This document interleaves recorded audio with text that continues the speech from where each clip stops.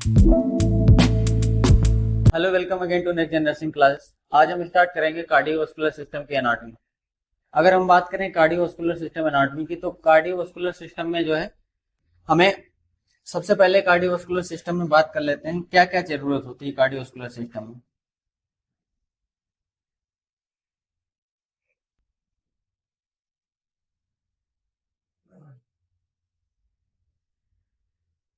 Cardiovascular system हमें जरूरत क्यों पड़ती है?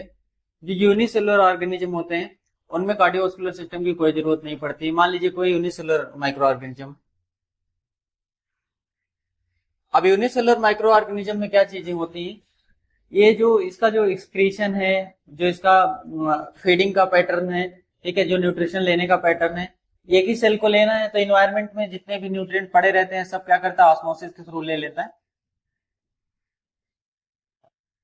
और एक्सक्रीट भी आउटसाइड द इन्वायरमेंट कर देता है।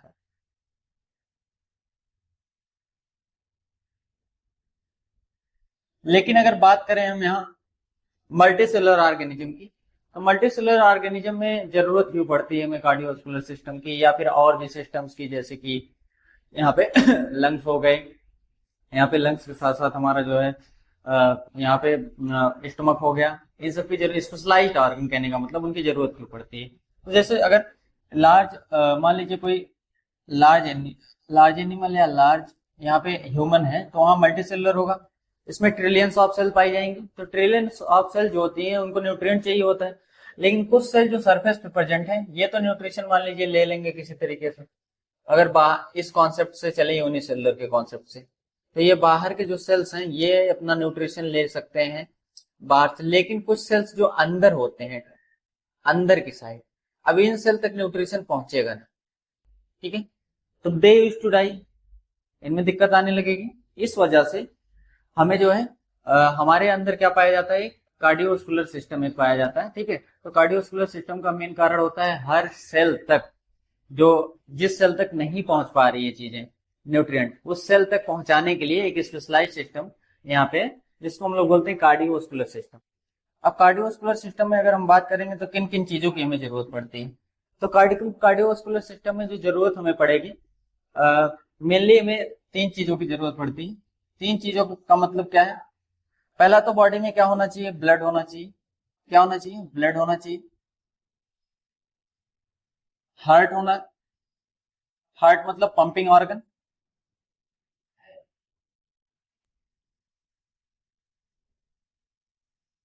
और तीसरा होना चाहिए वेसल्स, जिसके थ्रू क्या हो, हर ऑर्गन तक ये ब्लड जो है मूव करे।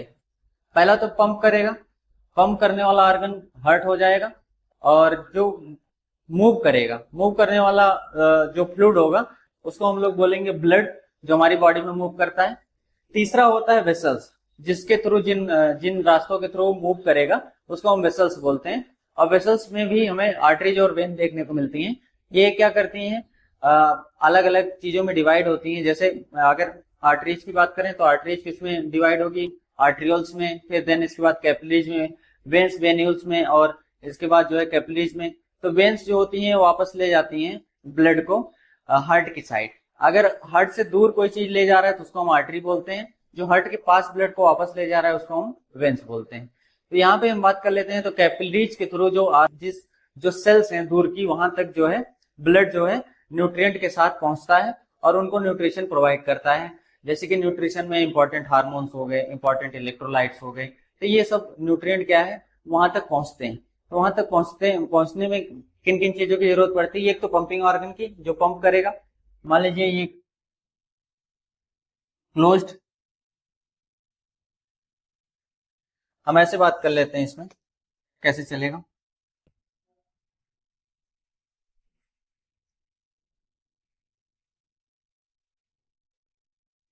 मान लीजिए हार्ट है, अब यहां से ब्लड निकला वापस यहाँ आया, यहां से ब्लड निकला वापस यहाँ आया इस साइड।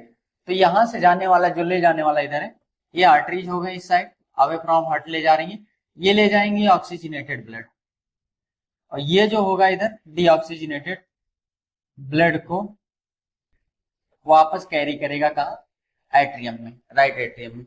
तो ये प्रोसेस इस तरीके से चलता रहता है। इसमें तीन चीजों की जरूरत पड़ रही है। किसकी? हार्ट की पड़ रही है इटसेल्फ, जो घूम रहा है इसके अंदर। ये क्या है? ब्लड है।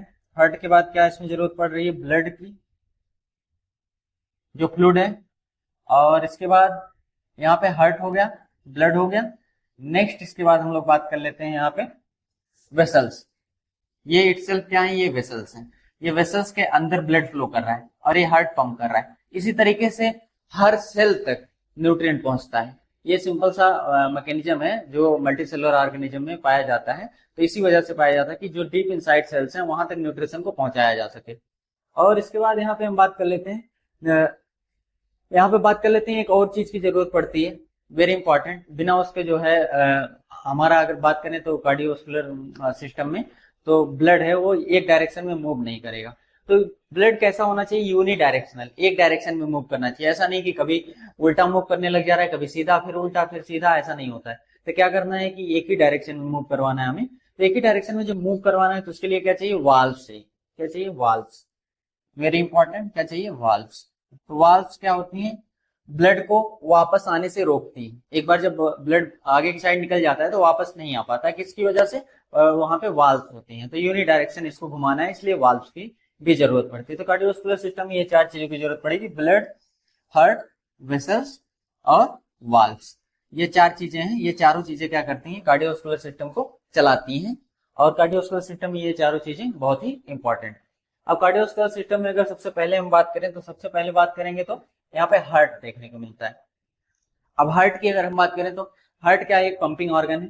तो हार्ट की कुछ विशेषताएं हैं जिसके बारे में हम चर्चा करेंगे। तो यहाँ पे क्या क्या विशेषताएं? सबसे पहले तो हम बात करेंगे ऑर्गन की सिचुएशन की। तो ऑर्गन कहाँ सिचुएटेड होता है, ये ऑर्गन कहाँ पाया जाता है, आपको जानना सबसे पहले जरूरी है कि ऑर्गन किस जगह पे लोकेटेड होता है, किस जगह पे सिचुएटेड होता है। बात कर लेते हैं सिचुएटेड की। तो मेडिस्टाइनम में, कहा? मेडिस्टाइनम क्या होता है? Space between sternum and vertebra. Sternum और वर्टिब्रा पीछे की साइड, तो इन दोनों के बीच का जो स्पेस होता है उसको हम बोलते हैं मेडिस्टाइनम। अब इस मेडिस्टाइनम में क्या होता है? ये सिचुएटेड होता है। जो हार्ट होता है कहाँ सिचुएटेड होता है? मेडिस्टाइनम में। ठीक है, कहाँ? Between the lungs. जैसा कि हमने पढ़ा होगा कि जैसा कि हम पढ़ते हैं कि लंग्स के बीच में, तो लंग्स के बीच में ऐसे लंग्स के बीच में होता है। कैसे? इस तरीके से हम बात कर लेते हैं। ये लंग्स के बीच में हल्का सा इधर हल्का सा गैप रहता है, इस साइड नॉच टाइप में।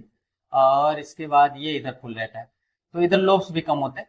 तो इसके बाद ये चीजें जो होती है, यहाँ हार्ट इसी के आसपास क्या होता है? लोकेटेड होता है, दोनों लंग्स के बीच में लोकेटेड होता है। इसी वजह से क्या होता है? न्यूमोथोरैक्स वगैरह कंडीशन में क्या होता है? हार्ट जो है टेंशन न्यूमोथोरैक्स में क्या होता है? हार्ट शिफ्ट हो जाता है एक साइड इस प्रेशर की वजह से, क्योंकि दोनों के बीच में है। तो उस कंडीशन में भी हार्ट को दिक्कत होती है। ठीक है, तो वहां पे ब्लड फ्लो थोड़ा बिगड़ता है। खैर उसको हम नहीं डिस्कस कर रहे हैं यहाँ पे हम एनाटॉमी को डिस्कस कर रहे हैं। किसके एनाटॉमी को? हार्ट के। तो हार्ट अगर बात करें तो एक सिंपल सा क्वेश्चन यहाँ पे देखने को मिलता है कि हार्ट का जो वेट होता है वो कितना होता है? एडल्ट मेल में 300 ग्राम होता है और एडल्ट फीमेल में 250 ग्राम। ठीक है, हालांकि ये जो है नॉर्मल रेंज की बात कर रहे हैं। ऐसा हर इंडिविजुअल पे डिफर करेगा कुछ ग्राम करके। ऐसा नॉर्मल अगर अप्रोक्सीमेटली बात करेंगे तो 300 ग्राम मेल में पाया जाएगा, 250 ग्राम फीमेल में पाया जाएगा, हार्ट का जो वेट है। ठीक है, वजन। और इसके बाद बात कर लेते हैं हार्ट कैसा होता है। हार्ट कैसा होता है? शेप कैसा होगा इसका? कोन शेप्ड होगा। कैसा होगा? Cone shape. जैसे कि मुट्ठी, एक बंद मुट्ठी होती है, कोन शेप होता है उसकी साइड, तो कोन शेप होता है। कोन शेप इसलिए बनता है क्योंकि जो लेफ्ट वेंट्रिकल होता है वो कॉनिकल होता है, थोड़ा सा उस साइड कॉनिकल होता है, इसलिए कोन शेप इसको बोलते हैं। ठीक है, कोन जैसे आइसक्रीम की कोन होती है उस तरीके से। ठीक है, तो साइज की बात करें तो साइज की बात करें, डायमेंशंस की बात करें साइज के, तो डायमेंशंस की अगर हम बात करेंगे 12 इंटू 9 इंटू 6 होता है इसका। ठीक है, यहाँ पे लेंथ ब्रेथ और वेट की बात करें तो यहाँ पे 12 इंटू 9 इंटू 6 यहाँ पे देखने को मिलेगा अगर मेजरमेंट हम करेंगे तो हार्ट की। और क्या इसकी विशेषताएं हो सकती हैं? लोकेशन इसका होगा about 2/3 in the left of sternum. Sternum के लेफ्ट साइड 2/3 देखने को मिलेगा, और जो 1/3 होगा वो राइट टू स्टर्नम। स्टर्नम के हमको पहले से ही पता है जो हार्ट होता है कहाँ होता है? लेफ्ट साइड सिचुएटेड होता है। अब लेफ्ट साइड ज्यादा हिस्सा उसका लेफ्ट साइड सिचुएटेड होता है, राइट साइड थोड़ा सा कम होता है। स्टर्नम के लेफ्ट साइड 2/3 होता है, मतलब अगर तिहाई हिस्सा है तो उसमें से 2 हिस्सा जो है लेफ्ट साइड में होगा और एक हिस्सा कहाँ होगा? राइट साइड में होगा स्टर्नम के। तो ये इसका जो है लोकेशन होता है, ठीक है। सिचुएशन की बात करें तो मेडिस्टाइनम में पाया जाएगा, लोकेशन की बात करें तो यहाँ पे दो हिस्सा इसका जो है कहाँ पाया जाएगा, लेफ्ट साइड पाया जाएगा स्टर्नम के, और एक हिस्सा कहाँ पाया जाएगा, राइट साइड ऑफ स्टर्नम पाया जाएगा। नेक्स्ट इसके बाद बात कर लेते हैं apex of heart. Apex of heart क्या होता है, पॉइंटेड होता है, ठीक है। अपेक्स ऑफ हार्ट पॉइंटेड होता है। पॉइंटेड का मतलब नुकीला। जैसा कि हम हार्ट को देखते हैं तो हार्ट क्या होता है, उसका जो हिस्सा होता है एक पॉइंटेड होता है लेफ्ट वेंट्रिकल की साइड। कहाँ, लेफ्ट वेंट्रिकल की साइड। बात कर लेते हैं लेफ्ट वेंट्रिकल की साइड। अब हार्ट की अगर हम बात करें तो इस तरीके से 4 चैम्बर देखने को मिलेंगे। ये हमारा लेफ्ट हैंड साइड है, तो इस तरीके से यहाँ पे हल्का सा पॉइंटेड नुकीला हल्का सा देखने को मिलता है। ये पंप करता है, पंप। लेफ्ट वेंट्रिकल क्या करता है, पंपिंग का काम करता है। थोड़ा मोटा भी होता है हिस्सा, तो ये क्या होता है कि जो है पंप करने का काम करता है। हिस्सा मोटा है, पंप करने की वजह से हिस्सा इसलिए मोटा होता है क्योंकि पंप करते करते फटने का जो चांस होता है वो ज्यादा होता है, तो इसलिए ज्यादा ये क्या होता है, मोटा होता है इधर का एरिया काफी ज्यादा। क्योंकि एक बार जब आप पैदा हुए तब से हार्ट चलना शुरू किया, इसके बाद से हार्ट चलता ही रहता है, लगातार चलता ही रहता है जब तक आपकी डेथ नहीं हो जाती है। इसलिए इसको लॉन्ग टाइम जो है बिना रुके भी काम करना है। एक तो बिना रुके काम करना है इसको, बिल्कुल जो है इसको हम रोक नहीं सकते हैं। इसको रोकना मतलब जिंदगी से हाथ धो बैठना। तो इसका मतलब जो है यहाँ पे कैसा होता है, ये हल्का सा पॉइंटेड होता है, निकला हुआ उभरा हुआ, ठीक है। End of heart inferiorly. Inferior का मतलब क्या हो गया, हार्ट का इंफीरियर पार्ट मतलब नीचे की साइड। सुपीरियर पार्ट ये सब हो जाएंगे, ये राइट एट्रियम, ये left atrium, right ventricle, left ventricle. ये जो हिस्सा है सुपीरियर साइड है, ये जो हिस्सा है इंफीरियर साइड, ये जो हिस्सा है इंफीरियर साइड। इसके बाद हम लोग नेक्स्ट बात कर लेते हैं जो टिप होता है क्या बनाता है। इससे पहले हमने बता दिया टिप साइड क्या होता है, लेफ्ट वेंट्रिकल। टिप से क्या बना है, लेफ्ट वेंट्रिकल बना हुआ है।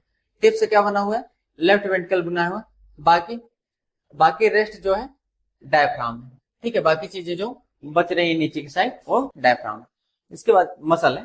इसके बाद अपेक्स। अपेक्स की बात करें तो कहां सिचुएटेड है, अपेक्स की बात करें तो कहां सिचुएटेड है, left fifth intercostal space, left side fifth intercostal.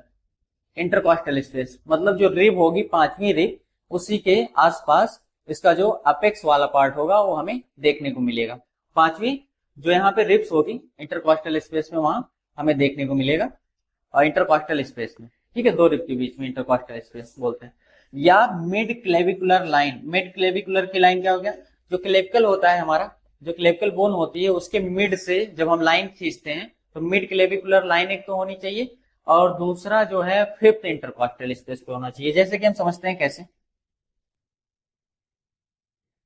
जैसे मान लीजिए ये क्लेविकल हो गया, इसके मिड में हमने लाइन खींच ली, इंटरकॉस्टल स्पेस ऐसे हो गया, 1 2 3 4 5, तो ये पांचवा में इंटरकॉस्टल स्पेस है। तो इसी के आसपास जो अपेक्स होगा हार्ट का, लेफ्ट साइड में इसी के आसपास देखने को मिलेगा अपेक्स ऑफ हार्ट। और इसके बाद हम लोग बात कर लेते हैं यहाँ पे बेस ऑफ हार्ट क्या होता है, सुपीरियर की साइड होता है। हर जगह हमने बेस पढ़ा होगा नीचे की साइड होता है, हर जगह देखा भी होगा बेस हम किसको मानते हैं, नीचे की साइड मानते हैं।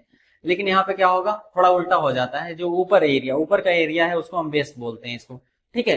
नीचे के एरिया को अपेक्स बोलते हैं, ऊपर के एरिया को हम बेस बोलते हैं। यहाँ पे जो बेस ऑफ हार्ट होता है ये सुपीरियर होता है और ब्रॉड होता है। कैसा होता है, सुपीरियर होता है, ब्रॉड होता है। और ये किससे बना होता है, लेफ्ट एट्रियम से। किससे बना होता है, लेफ्ट एट्रियम से। ये ऊपर का हिस्सा कैसा होता है, ये हल्का ब्रॉड होगा, ये इधर की साइड क्या होगा, हल्का सा क्या होगा, ऐसे इस तरीके से होगा, ठीक है। तो यहाँ पे हम बात कर लेते हैं, इस साइड थोड़ा सा ब्रॉड होगा, चौड़ा हिस्सा चौड़ा होगा, इधर इधर पॉइंटेड होगा, निकला हुआ होगा। तो इधर का हिस्सा क्या होता है, थोड़ा सा पॉइंटेड होता है, इधर का हिस्सा चौड़ा होता है, ब्रॉड होता है। तो ब्रॉड साइड हो, ब्रॉड से याद रखना है बेस, बी से ब्रॉड होता है, बी से बेस। तो ब्रॉडर एरिया के आसपास क्या होगा, बेस देखने को मिलेगा। तो बेस कहाँ पे होगा, बात कर लेते हैं। तो बेस होगा यहाँ पे हमारा, बात कर लेते हैं, ऊपर की साइड सुपीरियर साइड में होगा, हार्ट के सुपीरियर एरिया में देखने को हमें मिलेगा। ठीक है, या फिर कहाँ, लेफ्ट एट्रियम के पास। ठीक है, बेस की अगर बात करें। नेक्स्ट इसके बाद हम लोग बात कर लेते हैं बेस सिचुएटेड कहाँ होता है, second intercostal space. Again second intercostal, ये सेकेंड इंटरकॉस्टल है, बेस यहां प्रेजेंट होगा, अपेक्स यहां प्रेजेंट होगा। बेस और अपेक्स इसी के बीच में क्या होगा, हर्ट हमारा देखने को मिलेगा। इसी के बीच में हर्ट जो है यहां पे लाई करता हुआ देखने को मिलेगा, कहां, लेफ्ट साइड में देखने को मिलेगा, कहां, लेफ्ट साइड, लेफ्ट साइड में ये ज्यादा निकला होता है। ठीक है, इससे पहले भी हमने बात कर ली मेडिस्टाइनम में, तो मेडिस्टाइनम के एरिया की बात की तो जो लेफ्ट साइड है वो 2/3 था, और जो राइट साइड था मेडिस्टाइनम के वो 1/3 था। और इसके बाद हम लोग बात कर लेते हैं नेक्स्ट आगे बात कर लेते हैं लेयर्स की। तो कौन कौन सी लेयर्स होती हैं जो हार्ट में पाई जाती हैं। हार्ट में लेयर्स की अगर बात करें तो यहाँ पे हार्ट वाल 3 लेयर से बनी होती है। कौन कौन से लेयर से बनी होती है, 3 लेयर से बनी होती है। 3 लेयर में क्या होगा, एपिकार्डियम, मायोकार्डियम, एंडोकार्डियम, 3 तरीके की लेयर्स पाई जाती है, एपिकार्डियम, मायोकार्डियम, एंडोकार्डियम। ठीक है, तो 3 लेयर में अगर एपिकार्डियम की बात करें तो क्या होता है, आउटर प्रोटेक्टिव होता है, आउटर प्रोटेक्टिव लेयर होती है, एकदम बाहरी साइड में पाई जाएगी। आउटर प्रोटेक्टिव लेयर क्या होता है, आउटर प्रोटेक्टिव लेयर कैसी लेयर होती है, आउटर एकदम पाई जाएगी और प्रोटेक्शन करेगी किसका, हार्ट का प्रोटेक्शन करने के लिए ये जो लेयर होती है प्रेजेंट होती है। मायोकार्डियम क्या होता है, मिडिल लेयर होता है। मायोकार्डियम बीच में, ऐसी लेयर होती है जो बीच में पाई जाती है। जो मायोकार्डियम लेयर होती है बीच में पाई जाती है, ये लेयर थोड़ी मोटी कह लीजिए है। ये मायोकार्डियम, यहाँ पे मायोसाइट्स का भी इन्वॉल्वमेंट होता है, तो मायोसाइट्स जो होते हैं कॉन्ट्रेक्शन का काम करते हैं, तो ये सारी चीजें। और नेक्स्ट इसके बाद हम लोग बात कर लेते हैं इंडोकार्डियम। इंडोकार्डियम एकदम थिन लेयर होती है, इंडोकार्डियम थिन लेयर होती है। फिर इसके नीचे हम बात कर लेते हैं, वहां पे फ्लूइड वगैरह देखने को मिलता है, फिर पेरिकार्डियल फ्लूइड वगैरह नीचे की साइड। तो इसमें इंडोकार्डियम की अगर हम बात कर लें तो इंडोकार्डियम 3 लेयर हो गई। पहला तो एपिकार्डियम जो ऊपर की साइड प्रोटेक्ट कर रही है, मायोकार्डियम मिडिल की लेयर, इंडोकार्डियम एकदम लास्ट वाली लेयर। तो इसको हमने कट किया, कट करके देखा तो 3 लेयर देखने को मिला हमें हार्ट में। तो तीनों लेयर में से ऊपर वाली प्रोटेक्शन कर रही है, मिडिल लेयर हो गई, ये इंडोकार्डियम हो गया। नेक्स्ट एपिकार्डियम की अगर हम बात कर लें तो एपिकार्डियम में अगर हम बात करते हैं तो एपिकार्डियम को हम क्या बोलते हैं, इसमें जो एपिकार्डियम है इसमें पेरिकार्डियम जो होता है ये outer most layer of heart होता है। एपिकार्डियम को हम पेरिकार्डियम भी बोल सकते हैं। ठीक है, तो पेरिकार्डियम भी बोल सकते हैं। इसका अगर दूसरा नाम पूछे तो किससे बना होता है, 2 पार्ट से बना होता है। एक तो फाइब्रस हो गया, एक क्या हो गया, फाइब्रस हो गया, फिर फाइब्रस पेरिकार्डियम, दूसरा सीरस यहाँ पे देखने को मिलेगा। से आप फाइब्रस के बारे में हम सबसे पहले बात कर लेते हैं। ये किससे बना होता है, tough in elastic connective tissue. कैसा कनेक्टिव टिश्यू यहाँ पे देखने को मिलता है, इन इलास्टिक, ऐसा होता है जिसमें इलास्टिसिटी नहीं प्रेजेंट होती है। क्या नहीं होती है, अब इलास्टिसिटी नहीं प्रेजेंट हो रही है, इसका मतलब क्या हो रहा है, एक कॉन्ट्रेक्शन नहीं करेगा। ठीक है, यहाँ की जो लेयर है ये कॉन्ट्रेक्शन में इन्वॉल्व ज्यादा नहीं होगी, तो इन इलास्टिक होता है। तो कहने का मतलब टफ होगा और इन इलास्टिक होगा, ये जो लेयर होगा ये क्या करती है, प्रोटेक्शन का काम करती है। ठीक है, ये किसका काम। इसके बाद फिर जो है हम बात कर लेते हैं, ये जो टफ होता है इन इलास्टिक होता है, ये हमने बात कर ली। जो है ये इन इलास्टिक का मतलब क्या हो गया, पंपिंग में यहाँ पे जो है कॉन्ट्रेक्शन में उतना ज्यादा इसका रोल नहीं होता है। बात कर लेते हैं इसके बाद हम, प्रोटेक्ट करता है मोर स्ट्रेचिंग। मोर स्ट्रेचिंग का मतलब ओवर स्ट्रेचिंग ना हो जाए हार्ट मसल की, इसको बांधे रखता है ताकि जो है हार्ट ज्यादा जो है कॉन्ट्रैक्ट करके ज्यादा जो है रिलैक्स या कॉन्ट्रेक्शन के दौरान क्या हो जाए, ये बाहर की साइड ज्यादा ना फैल जाए। इस वजह से जो ऊपरी लेयर होती है इसको बांध के रखती है। ठीक है, एंकर का काम करती है, एंकर मतलब बांधे रखना। ठीक है, हार्ट को या प्रोटेक्शन का काम करती है। ठीक है, तो इसको एक प्रॉपर शेप में बनाए रखती है और प्रोटेक्शन का काम, दोनों का काम करती है। और इसके बाद हम बात कर लेते हैं इसमें, it is continuous with tunica adventitia great blood vessels. अब यहाँ पे ट्यूनिका एडवेंटिशिया की बात कर लें तो यहाँ पे जो ट्यूनिका एडवेंटिशिया होती है वेसल्स की लेयर होती है, एक वेसल्स की आउटर लेयर हो, वेसल्स की लेयर होती है। ठीक है, उससे डायरेक्ट इसका कनेक्शन होता है। नेक्स्ट इसके बाद हम लोग बात कर लेते हैं सीरस पेरिकार्डियम। यहाँ पे 2 पार्ट हमने पेरिकार्डियम या एपिकार्डियम के डिस्कस करने हैं।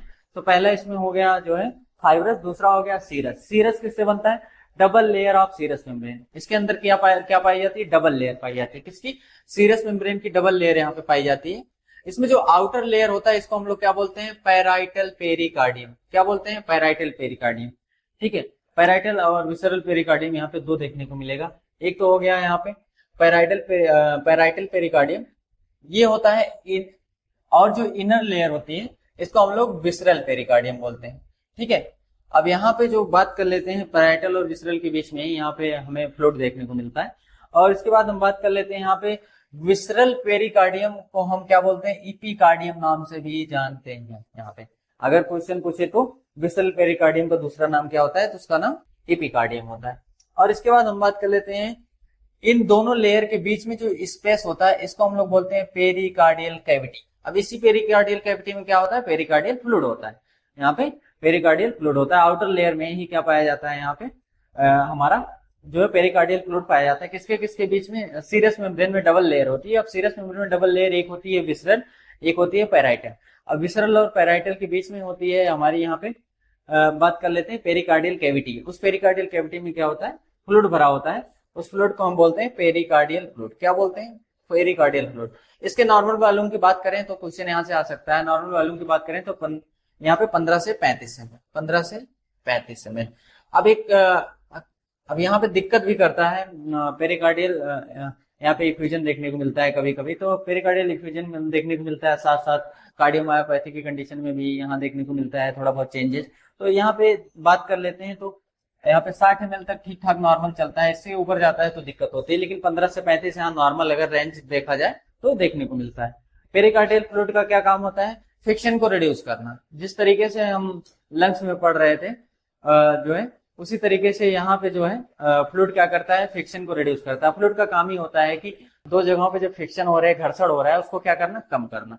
अब यहाँ पे फ्रिक्शन को क्या करेगा, रिड्यूस करेगा दोनों मेम्ब्रेन के बीच में during contraction of heart. Heart तो बराबर कॉन्ट्रैक्ट करेगा, ठीक है, हार्ट बराबर कॉन्ट्रैक्ट करेगा, रिलैक्स करेगा, कॉन्ट्रैक्ट करेगा, रिलैक्स करेगा। उस टाइम क्या हो सकता है, फ्रिक्शन हो सकता है। उस टाइम जब फ्रिक्शन हो सकता है तो फ्रिक्शन को बचाने के लिए एक फ्लूइड पाई जाती है, उस फ्लूइड का नाम होता है पेरिकार्डियल फ्लूइड। नॉर्मल वैल्यू की अगर बात करें तो 15 से 35 ml होता है यहाँ पे।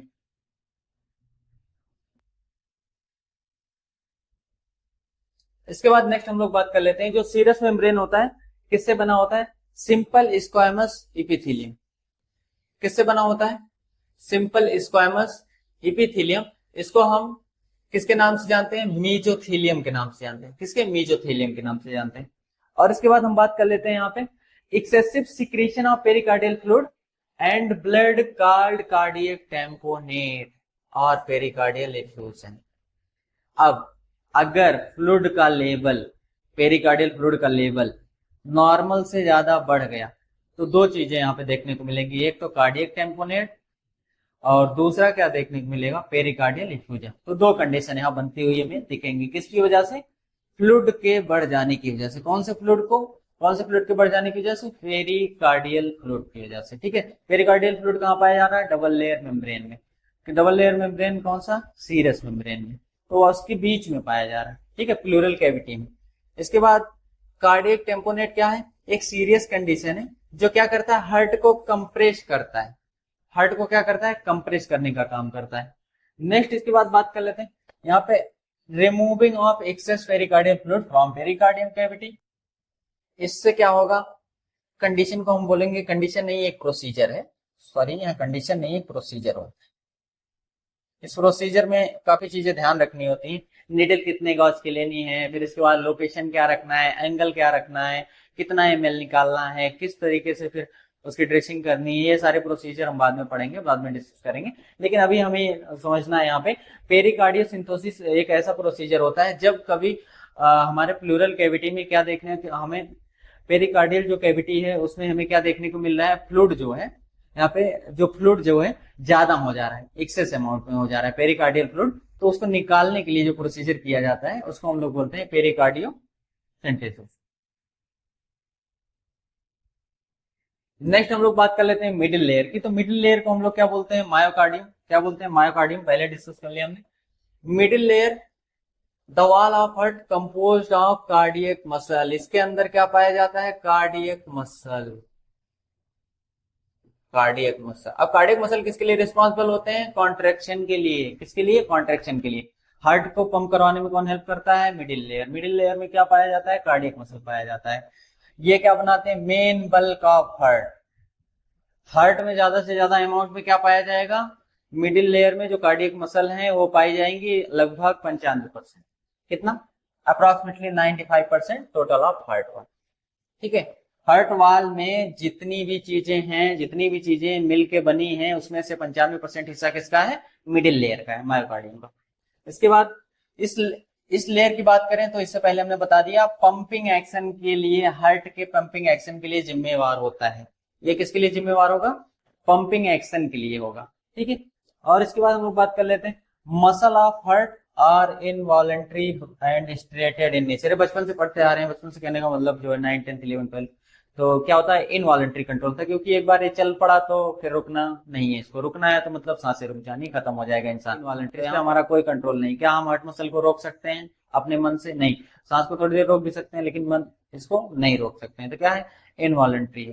ठीक है। वॉलेंट्री सांस को रोकना भी, जो डायफ्राम है वो भी क्या है? इनवॉलेंट्री है। लेकिन यहाँ पे हम ऐसे एग्जाम्पल के लिए बता रहे थे। तो यहाँ पे मसल की अगर हम बात करें तो यहाँ पे इनवॉलेंट्री और स्ट्रिएटेड होता है इन नेचर। ठीक है। इसके बाद बात कर लेते हैं the there are 3 types of muscle fiber in heart. Heart में कितने मसल फाइबर होते हैं? 3 टाइप के। कौन कौन से? Muscle for contraction of heart, muscle for generation of impulse like pacemaker. Impulse का मतलब होता है इलेक्ट्रिकल इम्पल्स। जो इलेक्ट्रिकल इम्पल्स, कुछ इलेक्ट्रिकल इम्पल्स जरूरी होते हैं किसको? हार्ट के कंडक्शन सिस्टम को चलाने के लिए। तो कंडक्शन सिस्टम जब चलेगा तभी कॉन्ट्रेक्शन ठीक ठाक होगा। तो कंडक्शन सिस्टम चलाने में भी क्या होता है? जब ऐसे नोड खराब हो जाता है तो पेस मेकर लगाते हैं सर्जरी करके। तो ऐसे नोड ही क्या होता है? पेस मेकर होता है।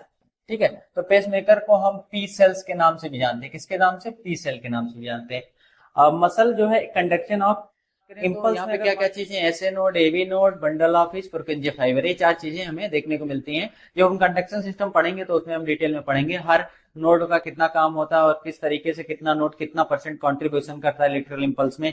कौन सा कौन सा नोड यहाँ पे अगर खराब हो जाता है तो भी चल सकता है, कौन सा नहीं होता है तो चल सकता है। तो मतलब इसमें आगे हम डिस्कस करेंगे। तो इसमें बंडल ऑफ हिज होता है, जो बंडल ब्रांचेज होती है इसको हम बंडल ऑफ हिज भी बोलते हैं। क्या बोलते हैं? बंडल ऑफ हिज भी बोलते हैं। ये हो गया हमारा परकंजे फाइबर। ये सब मसल कंडक्शन के लिए काम करते हैं। 3 तरीके की मसल काम करती है। पहला क्या है? कॉन्ट्रेक्शन कराएगी, दूसरा इंपल्स जनरेट कराएगी, तीसरा क्या कराएगी? कंडक्शन ऑफ इंपल्स कराएगी। तो ये तीन तीन काम इसके। और इसके बाद मेम्ब्रेन जो होती है, membrane adjacent muscle fibre fuses together to form tough structure called intercalated disc. ये सब मिलके क्या बनाते हैं? इंटरकैलेटेड डिस्क बनाते हैं। ठीक है। क्या बनाते हैं? इंटरकैलेटेड डिस्क बनाते हैं। इंटरकैलेटेड डिस्क माइक्रोस्कोप के अंदर कैसा देखने को मिलेगा? स्ट्रिएटेड। और इसको हम so card cardiac muscle are card striated muscle. जब माइक्रोस्कोप के अंदर देखा जाएगा तो धारीदार मतलब स्ट्रिएटेड देखने को मिलेगा। ये जो मसल्स होती हैं यहाँ की, तो जो इंटरकैलेटेड जो मिल के बना रहे हैं, जो एक साथ मिलके जो मसल्स हैं एक साथ फ्यूज होके जो स्ट्रक्चर हमको दे रहे हैं, उसको हम लोग इंटरकैलेटेड डिस्क बोल रहे हैं। और इस इंटरकैलेटेड डिस्क को क्या कर रहे हैं? अंडर माइक्रोस्कोप देख रहे हैं तो स्ट्रिएटेड फॉर्म में दिख रहा है। स्ट्रिएटेड फॉर्म में दिखने की वजह से इसको हमने क्या बोला? ये स्ट्रिएटेड टाइप की एक मसल है। ठीक है। हमने इससे पहले स्ट्रिएटेड और इनवॉलेंट्री। माइन्यूट पोर्स होते हैं इन सेल के बीच में। इंटरकैलेटेड डिस्क में क्या होता है? माइन्यूट पोर, छोटे छोटे पोर्स होते हैं जो कि क्या करते हैं? पाथवे करते हैं। किसका पाथवे प्रोवाइड करते हैं? Intercellular communication of cell gap junction. Cell gap junction का होना इसलिए जरूरी है क्योंकि कॉन्ट्रेक्शन करवाना है। तो कॉन्ट्रेक्शन करवाने के लिए पोर्स का होना जरूरी है, जिसकी वजह से जो यहाँ पे इंटरसेलुलर कम्युनिकेशन है वो प्रॉपर हो पाए और कॉन्ट्रेक्शन प्रॉपर चलता रहे, ना रुके। इस वजह से, क्योंकि यहाँ पे भी सोडियम पोटेशियम जो है उसका चेंजेस देखने को मिलेगा, एक्सचेंजेस देखने को मिलेंगे इसी वजह से। अब यहाँ free movement of ion through gap junction help in the rapid conduction of electrical activity one fibre to another fibre. अब इसकी वजह से क्या होता है? आयंस जो होते हैं एक्सचेंज होते रहते हैं, जिसकी वजह से जो इंपल्स होते हैं वो अपना काम प्रॉपर करते रहते हैं। इंपल्स के कंडक्शन के लिए आयंस का जो है एक्सचेंज होना बहुत जरूरी होता है। ठीक है। इसलिए इंटरकैलेटेड डिस्क में क्या होते हैं? पोर्स होते हैं छोटे छोटे। इसके बाद लास्ट लेयर हम लोग बात करेंगे एंडोकार्डियम। एंडोकार्डियम क्या होता है? इनर मोस्ट लेयर होती है, सबसे इनर मोस्ट मतलब सबसे नीचे वाली लेयर, सबसे नीचे वाली लेयर जो होती है, लास्ट वाली लेयर, इसको हम लोग बोलते हैं एंडोकार्डियम। किससे बनी होती है? Single layer of squamous epithelium which is known as endothelium. एकदम नीचे वाली लेयर किससे बनी हुई है? स्क्वायमस एपिथेलियम से बनी हुई है, जिसको हम एंडोथेलियम के नाम से जानते हैं। ठीक है।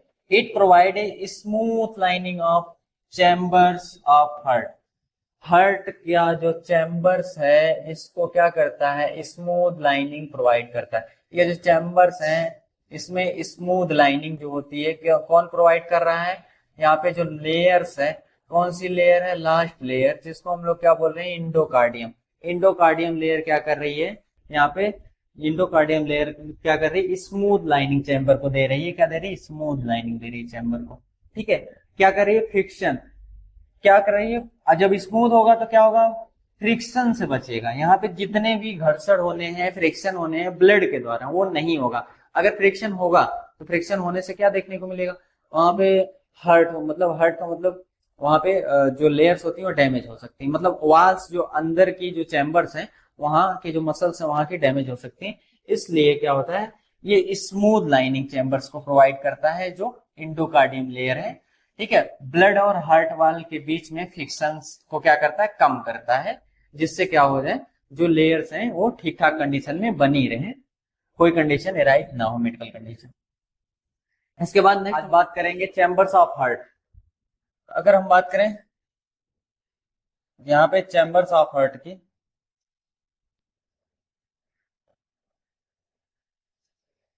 बात करें अगर हम चैम्बर्स ऑफ हार्ट की, तो जो चैम्बर होते हैं इसमें 4 पाए जाते हैं। कितने पाए जाते हैं? 4 चैम्बर पाए जाते हैं। अब 4 चैम्बर में क्या क्या चीजें होती हैं? 2 एट्रियम होते हैं, 2 वेंट्रिकल होते हैं। ठीक है। अब 4 चैम्बर में कितने होते हैं चैम्बर? टोटल 4 होते हैं, 2 एट्रियम, 2 वेंट्रिकल। अब सुपीरियर चैम्बर, हार्ट का जो सुपीरियर पार्ट होता है, सुपीरियर का मतलब जो ऊपर वाला एरिया होता है उसको हम लोग 2 चैम्बर उसमें देखने को मिलते हैं। दोनों ही चैम्बर को हम क्या बोलते हैं? एट्रियम बोलते हैं। जो इंफीरियर साइड में, नीचे की साइड में जो स्ट्रक्चर हमें देखने को मिलता है, उसको हम क्या बोलते हैं? वेंट्रिकल बोलते हैं। अब यहाँ पे जो सुपीरियर है उसको हम क्या बोलते हैं? एट्रियम। और 2 इंफीरियर चैम्बर्स हमें देखने को मिलते हैं, जिसको हम क्या बोलते हैं? वेंट्रिकल बोलते हैं। ठीक है। इसको हम लोग बोलते हैं लिटिल बेली। इसके बाद हम लोग बात कर लेते हैं राइट एट्रियम की। तो थिकनेस की अगर हम बात करें तो थिकनेस इसमें अलग अलग देखने को मिलेगी चैम्बर्स की। चैम्बर्स की थिकनेस कैसे अलग अलग देखने को मिलेगी, बात कर लेते हैं। जो थिकनेस होगी कितनी होगी? 2 से 3 सेंटीमीटर थिकनेस बात करें तो राइट एट्रियम की होगी। फिर राइट वेंट्रिकल, अभी राइट साइड की बात कर रहे हैं, तो राइट साइड में क्या होगा? जो एट्रियम होगा उसकी 2 से 3 mm और 4 से 5 mm थिकनेस जो होगी राइट वेंट्रिकल की देखने को मिलेगी। और इसके बाद बात करें लेफ्ट एट्रियम, तो सेम थिकनेस मिलेगी कितना? राइट एट्रियम के बराबर, कितना? 2 से 3 mm, 2 से 3 mm देखने को मिलेगी। हाँ। और इसके बाद हम बात कर लेते हैं लेफ्ट वेंट्रिकल की। तो लेफ्ट वेंट्रिकल की थिकनेस थोड़ा ज्यादा यहाँ पे देखने को मिलेगी। ठीक है। इसकी एवरेज थिकनेस जो होती है 10 से 15 mm होती है। क्यों ज्यादा है इसकी थिकनेस? क्योंकि जो अपेक्स पार्ट होता है वो थोड़ा सा मोटा होता है, और अपेक्स पार्ट की साइड ही क्या होता है हमारा? जो है लेफ्ट वेंट्रिकल पाया जाता है। और इसके बाद नेक्स्ट हम लोग बात कर लेते हैं राइट एट्रियम के बारे में डिटेल में। तो राइट एट्रियम के बारे में अगर हम बात करें तो राइट एट्रियम जो होता है, 4 चैम्बर हमने इमेजिनरी बनाते हैं, 4 चैम्बर। तो ये 4 चैम्बर्स हो गए हट के। इसमें क्या है? 2 एट्रियम है, 2 वेंट्रिकल।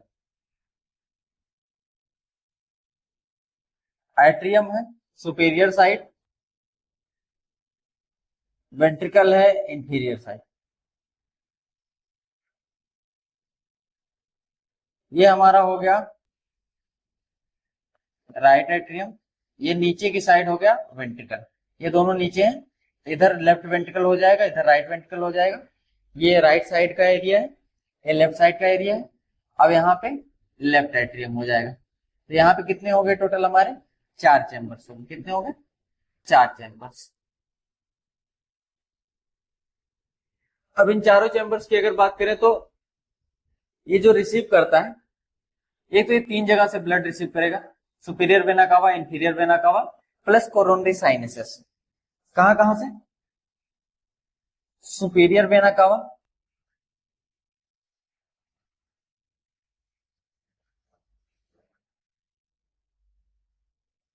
सुपीरियर वेना कावा,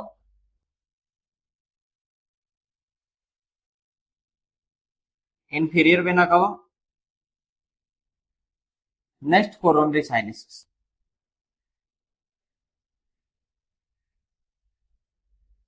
यहां पे हम बात करें तो वीनस रिटर्न होता है। क्या होता है यहाँ पे?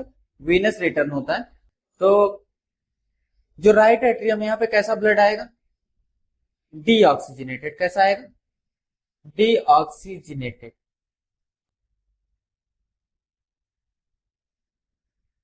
जो ब्लड वापस हार्ट तक आ रहा है वो ऐसे ब्लड को हम डीऑक्सीजनेटेड बोलेंगे। जो अवे फ्रॉम द हार्ट जा रहा है वो कैसा होता है? ऑक्सीजनेटेड ब्लड होता है। अब इसके बाद हम लोग बात कर लेते हैं नेक्स्ट। इसमें डीऑक्सीजनेटेड ब्लड 3 जगह से आ रही है, superior vena cava, inferior vena cava, coronary sinuses से आ रही है। ठीक है। इसके बाद हम बात कर लेते हैं on the anterior surface of atrium is wrinkled pouch like structure is called an auricle resemble to the dog's ear. कैसे रिजेंबल करेगा? डॉग जो एंटीरियर सरफेस होता है, किसका एंटीरियर सरफेस होता है? एट्रियम का। जो दोनों एट्रियम होते हैं, इसका जो एंटीरियर सरफेस होता है हल्का सा रिंकल्ड होता है। रिंकल्ड का मतलब मुड़ा हुआ होता है। अब रिंकल्ड जब स्ट्रक्चर रहेगा तो होल्ड कर पाएगा ज्यादा ब्लड। ठीक है, ब्लड को होल्ड करने की कैपेसिटी इसकी रहेगी, या इसमें देखने को मिलेगा ब्लड होल्डिंग कैपेसिटी। तो यहाँ पे जो रिंकल्ड पाउच लाइक स्ट्रक्चर होता है इसको हम क्या बोलते हैं? ऑरिकल बोलते हैं। क्या बोलते हैं? ऑरिकल। इस ऑरिकल कैसा दिखता है? रिजेंबल लाइक डॉग्स ईयर, जैसे कुत्ते का कान होता है उस तरीके से देखने को मिलता है। इसकी वजह से क्या होता है? इंक्रीज होती है, किसकी कैपेसिटी इंक्रीज होती है? एट्रियम की। एट्रियम की कैपेसिटी इंक्रीज होती है to hold the blood. Hold का मतलब ब्लड उसमें रुका रहे थोड़ी देर, या ब्लड होल्ड रहे, प्रेशर से नीचे ना भागे जाता। ठीक है, तो एक तो ये चीज हो गई। अब ऑरिकल को हम टर्म से यूज करते हैं तो ऑरिकल का दूसरा टर्म हम एट्रियम से भी यूज करते हैं। ठीक है, हार्ट में, जब हार्ट में हम बात कर रहे होते हैं तो ऑरिकल जो है, ऑरिकल को जो है हम एट्रियम की जगह यूज कर सकते हैं। और इसके बाद जो राइट एट्रियम होता है, ठीक है, और लेफ्ट एट्रियम होता है, एक सेप्टम दोनों के बीच में पाया जाता है। उस सेप्टम को हम बोलते हैं इंटर आर्टीरियल सेप्टम। क्या बोलते हैं? ये दो एट्रियम है। अब इन दोनों एट्रियम के बीच में सेप्टम है। सेप्टम का मतलब जो दो पार्ट को सेपरेट करे। ठीक है, सेप्टम का मतलब जो है दो पार्ट को सेपरेट करे। अब सेप्टम यहाँ पे कहां पे हमें देखना है? दोनों एट्रियम के बीच में। अब दोनों एट्रियम को जो अलग कर रहा है उसको हम सेप्टम बोलेंगे। ये क्या है? दोनों एट्रियम को, ये जो सेप्टम है ये दोनों एट्रियम को क्या कर रहा है? अलग कर रहा है। ठीक है, इसलिए इसको हम क्या बोलेंगे? Inter atrial septum. क्या बोलेंगे इसको? Inter atrial septum. क्योंकि क्या कर रहा है? ये दो सेप्टम को अलग कर रहा है। ठीक है, दोनों एट्रियम को अलग कर रहा है। इस सेप्टम का नाम हम क्या बोलेंगे? Inter atrial septum. इसके बाद हम बात कर लेते हैं, यहां पे एक ओवल डिफरेंस देखने को मिलता है इंटर एट्रियल सेप्टम में। क्या देखने को मिलता है? Oval depression. ओवल, गोल सा। ठीक है, कैसा? गोल सा। किस, कहां पे? इधर आसपास। बात कर लेते हैं, इस तरीके से देखने को मिलेगा। हल्का सा, हल्का सा इस तरीके से डिप्रेशन यहां देखने को मिलेगा। हल्का सा गड्ढा टाइप में यहाँ पे डिप्रेशन देखने को मिलेगा। उसको हम लोग बोलते हैं, इसको हम लोग बोलते हैं फोसा ओवेलिस। क्या बोलेंगे? इसको हम लोग बोलेंगे फोसा ओवेलिस। अब ये फोसा ओवेलिस आया कहां से? जो बच्चा होता है उसका जो स्ट्रक्चर होता है फीटल सर्कुलेशन का, वो थोड़ा सा अलग काम करता है क्योंकि लंग्स फंक्शनल नहीं होते हैं। तो उस टाइम एक डायरेक्ट जो ब्लड होता है राइट एट्रियम से लेफ्ट एट्रियम की साइड इंटर करेगा, तो उसमें क्या होता है, एक गैप होता है, ठीक है, एक जगह होती है, ये ओपन होती है यहाँ की जगह, ठीक है। इस जगह को हम बोलते हैं फोरामेन ओवेल। क्या बोलते हैं? Foramen ovale. अब ये जब बच्चा पैदा होता है, ठीक है, पैदा होने के बाद क्या होता है, ये जो फोरामेन ओवेल होता है ये क्लोज हो जाता है। अब क्लोज होने के बाद भी यहाँ पे क्या देखने को मिलता है, एक डिप्रेशन सा देखने को मिलता है। उस डिप्रेशन को हम नाम देते हैं जो है फोरामेन ओवेलिस। क्या नाम देंगे डिप्रेशन को जो यहाँ पे देखने को मिलेगा? उसको हम फोरामेन ओवेलिस देंगे। क्या बोलेंगे? फोरामेन, उसको हम लोग क्या बोलेंगे? Foramen ovalis. अब फोरामेन ओवेलिस के बाद हम बात कर लेते हैं जो फोरामेन ओवेलिस होता है, यहाँ पे हमने पहले ही बता दिया किसका पार्ट होता है, फोरामेन ओवेल से, ठीक है। फोरामेन ओवेल क्लोज होता है, इसके बाद जो बचा हुआ पार्ट है वो क्या बन जाता है, फोरामेन ओवेलिस बन जाता है। इसके बाद हम लोग बात कर लेते हैं फोरामेन ओवेल एक टेम्परेरी ओपनिंग होती है इंटर एट्रियल सेप्टम के बीच में। क्या करने के लिए होती है? Foetal heart that normally closes soon after birth, ठीक है। बर्थ के बाद नॉर्मली क्या होता है, क्लोज हो जाता है, लेकिन जब क्लोज नहीं हुआ रहता है तो क्या करता है, फीटल सर्कुलेशन में हेल्प करता है। किसमें हेल्प करेगा? फीटल सर्कुलेशन, ठीक है।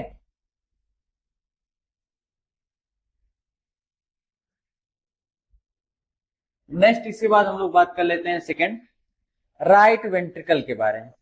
किसके बारे में? राइट वेंट्रिकल के बारे में। अभी तो हमने बात कर लिया किसके बारे में, राइट एट्रियम के बारे में। अब बात करेंगे हम राइट वेंट्रिकल के बारे में।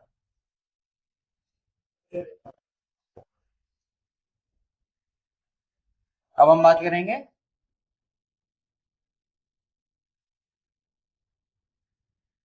नेक्स्ट वन, सेकेंड स्ट्रक्चर हमारा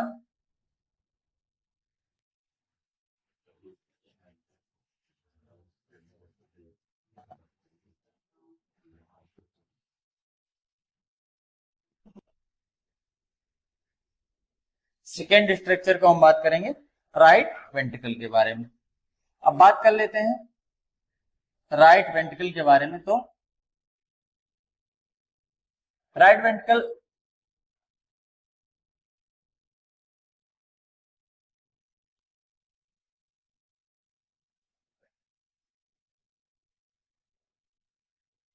राइट वेंट्रिकल की बात करें, इसमें जो कस्प होते हैं, इसमें कितने पाए जाते हैं? Try cuspid valve. जो कस्प होते हैं कैसे? Try cuspid valve. इसमें एक वाल्व पाई जाएगी, कैसी होगी? Try cuspid. इसमें 3 कस्प पाए जाएंगे, इसलिए इसको ट्राई कस्पिड बोलते हैं। इधर साइड 2 वाल्व पाई जाती है, 2 कस्प पाए जाते हैं, 2 वाल्व नहीं 2 कस्प। इसको हम लोग क्या बोलते हैं? बाई कस्पिड या मिट्रल वाल्व। बाई कस्पिड और मिट्रल वाल्व।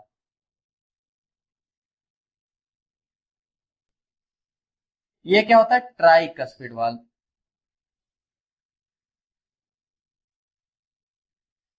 इसको हम लोग क्या बोलते हैं? Try cuspid valve. अब ये ट्राई कस्पिड वाल्व जो होता है किससे कनेक्टेड होता है? ये कनेक्टेड होता है tendon like cord. Tendon like cord से कनेक्टेड होता है। इसको हम लोग बोलते हैं कॉर्नेई टेंडनेई। क्या बोलते हैं? कॉर्नेई टेंडनेई। लोग बोलते हैं कॉर्नेई टेंडनेई।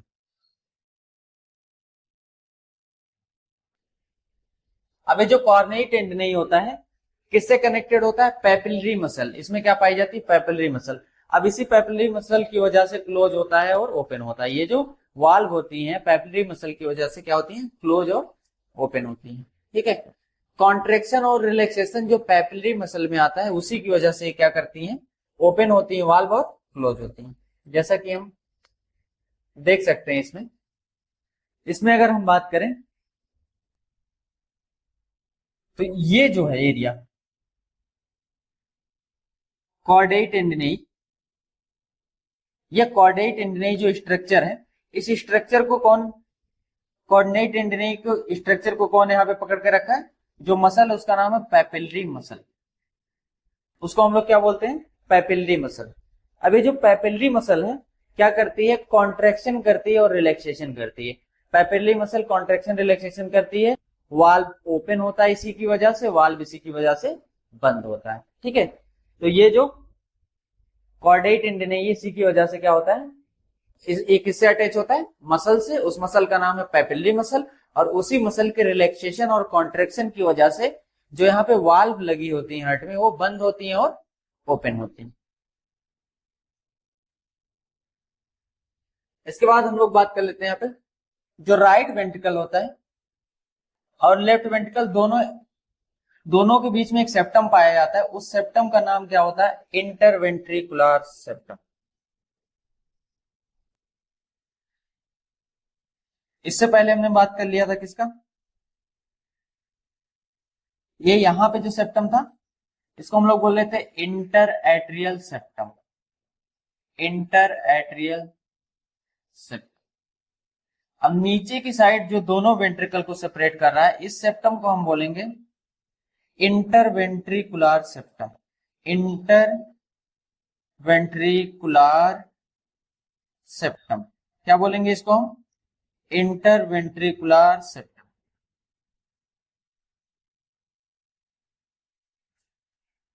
नेक्स्ट इसके बाद हम लोग बात कर लेते हैं जो ब्लड हुए, ब्लड की बात करें तो ब्लड पास करता है कैसे? राइट वेंट्रिकल से कहा जाता है? पल्मोनरी ट्रंक में। कहा जाता है? पल्मोनरी ट्रंक में। किसके थ्रू जाता है? पल्मोनरी वाल्व के थ्रू। किसके थ्रू जाएगा? पल्मोनरी वाल्व के थ्रू जाएगा। ठीक है, अब पल्मोनरी वाल्व जब ओपन होता है वही जैसे कि यहाँ पे पल्मोनरी वाल्व देखने को मिलेगी हमें। क्या देखने को मिलेगी? Pulmonary valve.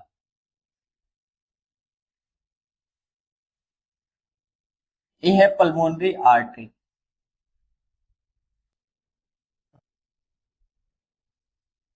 जो ब्लड है सबसे पहले कहां से आया? 3 जगह से आया। ठीक है, लोअर बॉडी से, अपर बॉडी से और हार्ट से। लोअर बॉडी से लाया inferior vena cava, upper body से लाया सुपीरियर वेना कावा, हार्ट से लाया कोरोनरी साइनसेस। तीनों ने कहा ब्लड को डाल दिया? राइट एट्रियम में। कहा डाला? राइट एट्रियम में। राइट एट्रियम से फिर यहाँ पे जो ट्राइकस्पिड वाल्व थी वहां से होते हुए कहा आया ब्लड? यहाँ पे राइट साइड के वेंट्रिकल में आया। अब राइट साइड के वेंट्रिकल से ब्लड कहाँ जाएगा? राइट साइड के वेंट्रिकल से ब्लड जाएगा पल्मोनरी वाल्व्स के थ्रू। इधर किधर जाएगा? पल्मोनरी आर्टरी से होते हुए फिर इसके बाद पल्मोनरी ट्रंक तक जाएगा। अब ये जो पल्मोनरी आर्टरी है एक ऐसी आर्टरी मात्र होती है हमारी बॉडी में, एग्जामिनर पूछे एक ऐसी मात्र आर्टरी कौन सी है जो क्या करती है? डीऑक्सीजनेटेड ब्लड को कैरी करती है। तो इस आर्टरी का नाम है कैरीज डीऑक्सीजनेटेड ब्लड।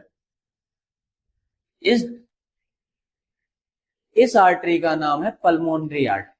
ठीक है, अगर एग्जामिनर पूछे कि शरीर में ऐसी कौन सी आर्टरी होती है जो कि सिर्फ और सिर्फ ऐसी एक ही आर्टरी है जो क्या क्या लेके जाती है? डीऑक्सीजनेटेड ब्लड को, तो उस आर्टरी का नाम बताएं तो क्या होगा? यहाँ पे पल्मोनरी आर्टरी, इकलौती पल्मोनरी आर्टरी। और वेन की बात करें तो इकलौती जो पल्मोनरी वेन है, इकलौती जो पल्मोनरी वेन है ये क्या करती है? कैसे ब्लड को ले जाती है? ऑक्सीजनेटेड ब्लड को ले जाती है। कैसे ब्लड को ले जाती है?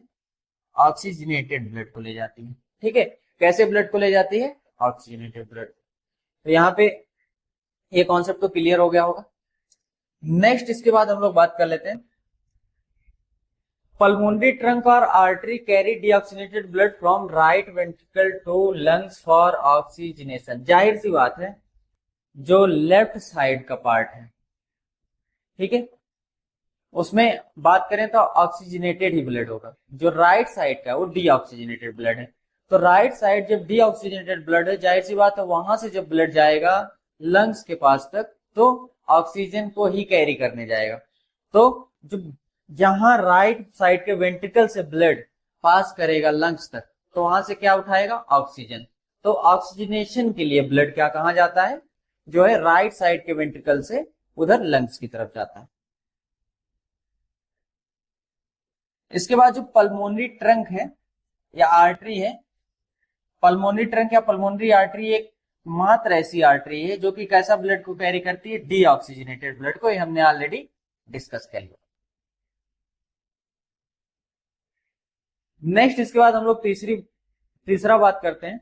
तीसरी चीज बात करेंगे तो लेफ्ट एट्रियम के बारे में। तो लेफ्ट एट्रियम और राइट एट्रियम जो थिकनेस होती है लगभग सेम होती है, ठीक है। ये चीज हमने पहले ही बात कर ली। जो लेफ्ट एट्रियम किससे बना होता है, इससे पहले हम कल के लेक्चर में भी ये चीज देख चुके थे कि जो लेफ्ट एट्रियम है बेस से बना होता है। किसके बेस से, हार्ट के बेस से। जो हार्ट का बेस होता है ऊपर की साइड होता है, अपेक्स होता है नीचे की साइड। ये चीज हमने कल ही डिस्कस कर ली थी। अब इस पे हम बात कर लेते हैं। जो लेफ्ट एट्रियम होता है, लेफ्ट एट्रियम होता है, ये क्या बनाता है, हार्ट के बेस को बनाता है। किसको बनाता है, हार्ट के बेस को बनाता है। अब इसका काम क्या होता है लेफ्ट एट्रियम का, अगर हम काम की बात करें तो काम इसका होता है, ये रिसीव करता है ऑक्सीजनेटेड ब्लड को। कहां से, लंग से। किसके द्वारा, 4 पल्मोनरी वेन के द्वारा। अब यहां से गया लंग्स में पल्मोनरी आर्टरी के थ्रू, कहां गया, लंग्स में गया ब्लड। लंग्स में क्या मिला इसको, ऑक्सीजन। लंग्स में क्या मिला, ऑक्सीजन। अब ऑक्सीजन जब मिल गया तो ऑक्सीजन जब मिक्स हो गया ब्लड के साथ, तो ब्लड को वापस कहां आना है, left side of the part आना है। किसके, हार्ट के। तो लेफ्ट साइड में सबसे पहले कहां आएगा, लेफ्ट एट्रियम में आएगा। कहां आएगा, लेफ्ट एट्रियम में आएगा। तो यहां पे ले आने वाले जो ब्लड को हैं, ये 4 पल्मोनरी वेन्स होंगे। इसमें जो ब्लड को ड्रेन करें, इसमें जो ब्लड को लाके छोड़ेंगी वो क्या होंगी, पल्मोनरी वेन होंगी। कितनी होंगी, 4। ये 4 जो पल्मोनरी वेन है ब्लड को कहां लाके छोड़ेंगी, ऑक्सीजनेटेड करके लेफ्ट साइड के एट्रियम में। इसके बाद जो पल्मोनरी वेन है, बॉडी में एक ऐसी वेन होती है जो कि क्या कैरी करती है, पहले डिस्कस कर चुके हैं, ऑक्सीजनेटेड ब्लड। ऐसी वेन होती है जो किसको, एक ऐसी वेन होती है पल्मोनरी वेन जो कि क्या लेके जाती है बॉडी से, ऑक्सीजनेटेड ब्लड। इसके बाद थ्रू बाइकस्पिड वाल्व और mitral valve blood passes to. अब यहां पे किसका काम आएगा, वाल्व का। आगे लगी वाल्व, कौन सी वाल्व, बाइकस्पिड, 2 कस्प वाली वाल्व, या फिर इसको मिट्रल वाल्व बोलते हैं। अब इस वाल्व से ब्लड कहां पास होगा, लेफ्ट साइड ऑफ हार्ट में। कहां, वेंट्रिकल में, लेफ्ट वेंट्रिकल में पास होगा। ठीक है, किसके थ्रू पास होगा, जो वाल्व है यहाँ की, जो बाइकस्पिड वाल्व है उसके थ्रू कहां पास होगा, लेफ्ट वेंट्रिकल में पास होगा। अब इसके बाद हम लोग बात कर लेते हैं यहाँ पे नेक्स्ट, ब्लड पास होने के बाद पहुंचेगा कहां पे, पहुंचेगा लेफ्ट वेंट्रिकल में। अब लेफ्ट वेंट्रिकल क्या करता है ब्लड के साथ, उसके बारे में हम डिस्कस कर लेते हैं। तो लेफ्ट वेंट्रिकल जो होता है, इसकी थिकनेस कितनी होती है, थोड़ा ज्यादा होती है, पहले हमने बात कर ली, 10 से 15 mm होती है। ये क्या बनाता है, लेफ्ट वेंट्रिकल जो अपेक्स है, अपेक्स पार्ट है हार्ट का, उसको बनाता है। इससे पहले हम डिस्कस कर चुके हैं। नेक्स्ट इसके बाद हम बात कर लेते हैं, like right ventricle, left ventricle also contain chordae tendineae. इसमें भी क्या प्रेजेंट होती है, कॉर्डेई टेंडिनेई। इससे पहले हमने बात कर लिया, राइट साइड में प्रेजेंट थी कॉर्डेई टेंडिनेई, लेफ्ट साइड में भी सेम चीज प्रेजेंट होगी, क्योंकि लेफ्ट साइड भी क्या, राइट साइड भी क्या थी, वाल्व थी, और लेफ्ट साइड भी क्या है, वाल्व है। बस डिफरेंस इतना है कि यहाँ बाइकस्पिड वाल्व है, वहां ट्राइकस्पिड वाल्व। अब इसके बाद इसमें भी किससे अटैच होगा, पेपिलरी मसल से। किससे अटैच होगा, पेपिलरी मसल से। ठीक है, अब इसके बाद हम लोग बात कर लेते हैं, अरोटिक वाल्व जो होगा ब्लड को पास करेगा लेफ्ट वेंट्रिकल से, कहां पे, largest artery of the body, इसको हम लोग बोलते हैं असेंडिंग अरोटा। अब यहां से ब्लड कहां जाएगा, असेंडिंग अरोटा में, असेंडिंग मतलब ऊपर चढ़ता हुआ अरोटा है, असेंडिंग अरोटा में जाएगा। ठीक है, अरोटिक वाल्व से कहां जाएगा ब्लड? लेफ्ट वेंट्रिकल से होते हुए लार्जेस्ट आर्टरी। क्वेश्चन यहां से पूछ सकता है कि लार्जेस्ट आर्टरी कौन सी है, इसको हम लोग बोलेंगे बॉडी की असेंडिंग अरोटा। ठीक है, फीटल लाइफ की बात करें अगर, तो टेम्परेरी ब्लड वेसल्स जो बनती है यहाँ पे, उसको हम लोग क्या बोलते हैं? Ductus arteriosus. क्या बोलते हैं? Ductus arteriosus. ठीक है, यहां से ब्लड संट होता है पल्मोनरी, पल्मोनरी ट्रंक से कहा? अरोटा में, क्योंकि यहाँ पे पल्मोनरी ट्रंक से डायरेक्ट कहां चला जाएगा? अरोटा में। पल्मोनरी ट्रंक से कहां जाएगा ब्लड? पल्मोनरी ट्रंक से लंग में नहीं जाएगा, लंग को छोड़ के कहां चला जाएगा? डायरेक्ट अरोटा में चला जाएगा। किसके थ्रू जाएगा? यहाँ पे एक स्ट्रक्चर होता है, उस स्ट्रक्चर का नाम है डक्टस आर्टियोसस। क्या है? Ductus arteriosus. एक और स्ट्रक्चर मिलता है डक्टस वेनोसस, लेकिन वो मिलता है कहाँ पे? लीवर के आसपास। और इसके बाद हम लोग बात करते हैं डक्टस आर्टियोसस नॉर्मली क्लोज होता है आफ्टर बर्थ। ठीक है, and leaving a remnant known as ligamentum arteriosum. अब इसमें भी क्या देखने को मिलेगा हमें?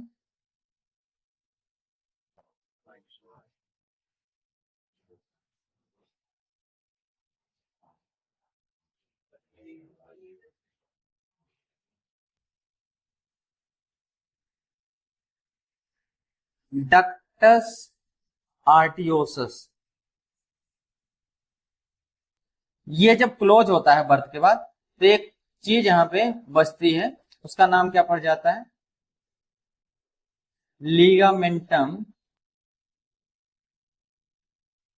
आर्टियोसम। लिगामेंटम आर्टियोसम उसको हम बोलते हैं।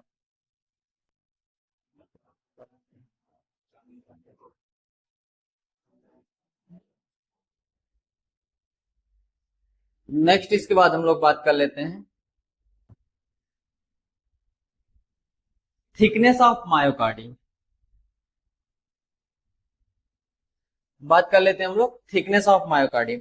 जो मायोकार्डियम लेयर होती है उसकी क्या थिकनेस होती है, कैसे, क्या चीज? अगर थिकनेस ऑफ मायोकार्डियम में बात करें 4 चैम्बर में, तो अकॉर्डिंग टू फंक्शन एक दूसरे चैम्बर से इनकी थिकनेस अलग होती है, क्योंकि जिसका फंक्शन हैवी होगा वो मोटा होगा, जिसका फंक्शन हल्का होगा वो पतला होगा। तो लेयर जो होगी इसकी थिकनेस मायोकार्डियम की चारों चैम्बर में अलग अलग होगी। मायोकार्डियम लेयर जो है पूरे हार्ट में फैली हुई है, लेकिन पूरे हार्ट में फैलने के बावजूद भी क्या होगा, यहाँ पे डिफरेंट एरिया पे जो यहाँ पे डिफरेंट चैम्बर्स हैं, अकॉर्डिंग टू फंक्शन हर चैम्बर में जो थिकनेस होगी वो अलग अलग देखने को मिलेगी। ठीक है, अब यहाँ पे क्या क्या देखने को मिलेगा अलग अलग? जो एट्रिया के वाल्स हैं वो कैसे होंगे? थिन होंगे। एट्रिया के वाल्स थिन होंगे क्योंकि इनको क्या डिलीवर करना है? ब्लड को नियरेस्ट वेंट्रिकल में डिलीवर कर देना, बस इनका काम यही है। इसीलिए क्या होंगे ये, इनका जो इनका जो वाल होगा कैसा होगा?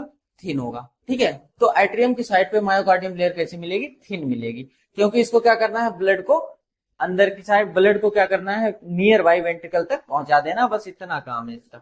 इसके बाद the myocardium of left ventricle is thicker than the right ventricle because left ventricle pump blood. ये तो हम पहले ही डिस्कस कर चुके हैं।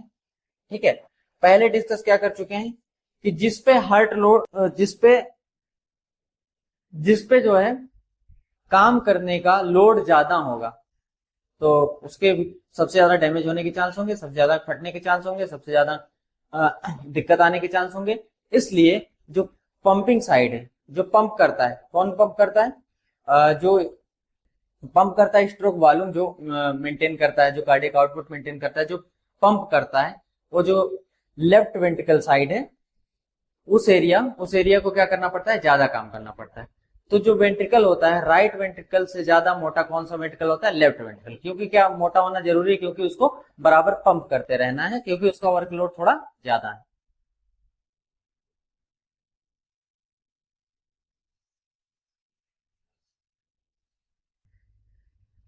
अब यहां पे हम लोग बात कर लेते हैं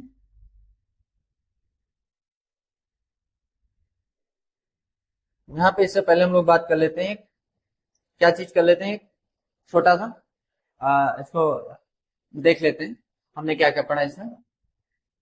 हमने 4 चैम्बर्स के बारे में पढ़े। किसके 4 चैम्बर्स के बारे में पढ़े?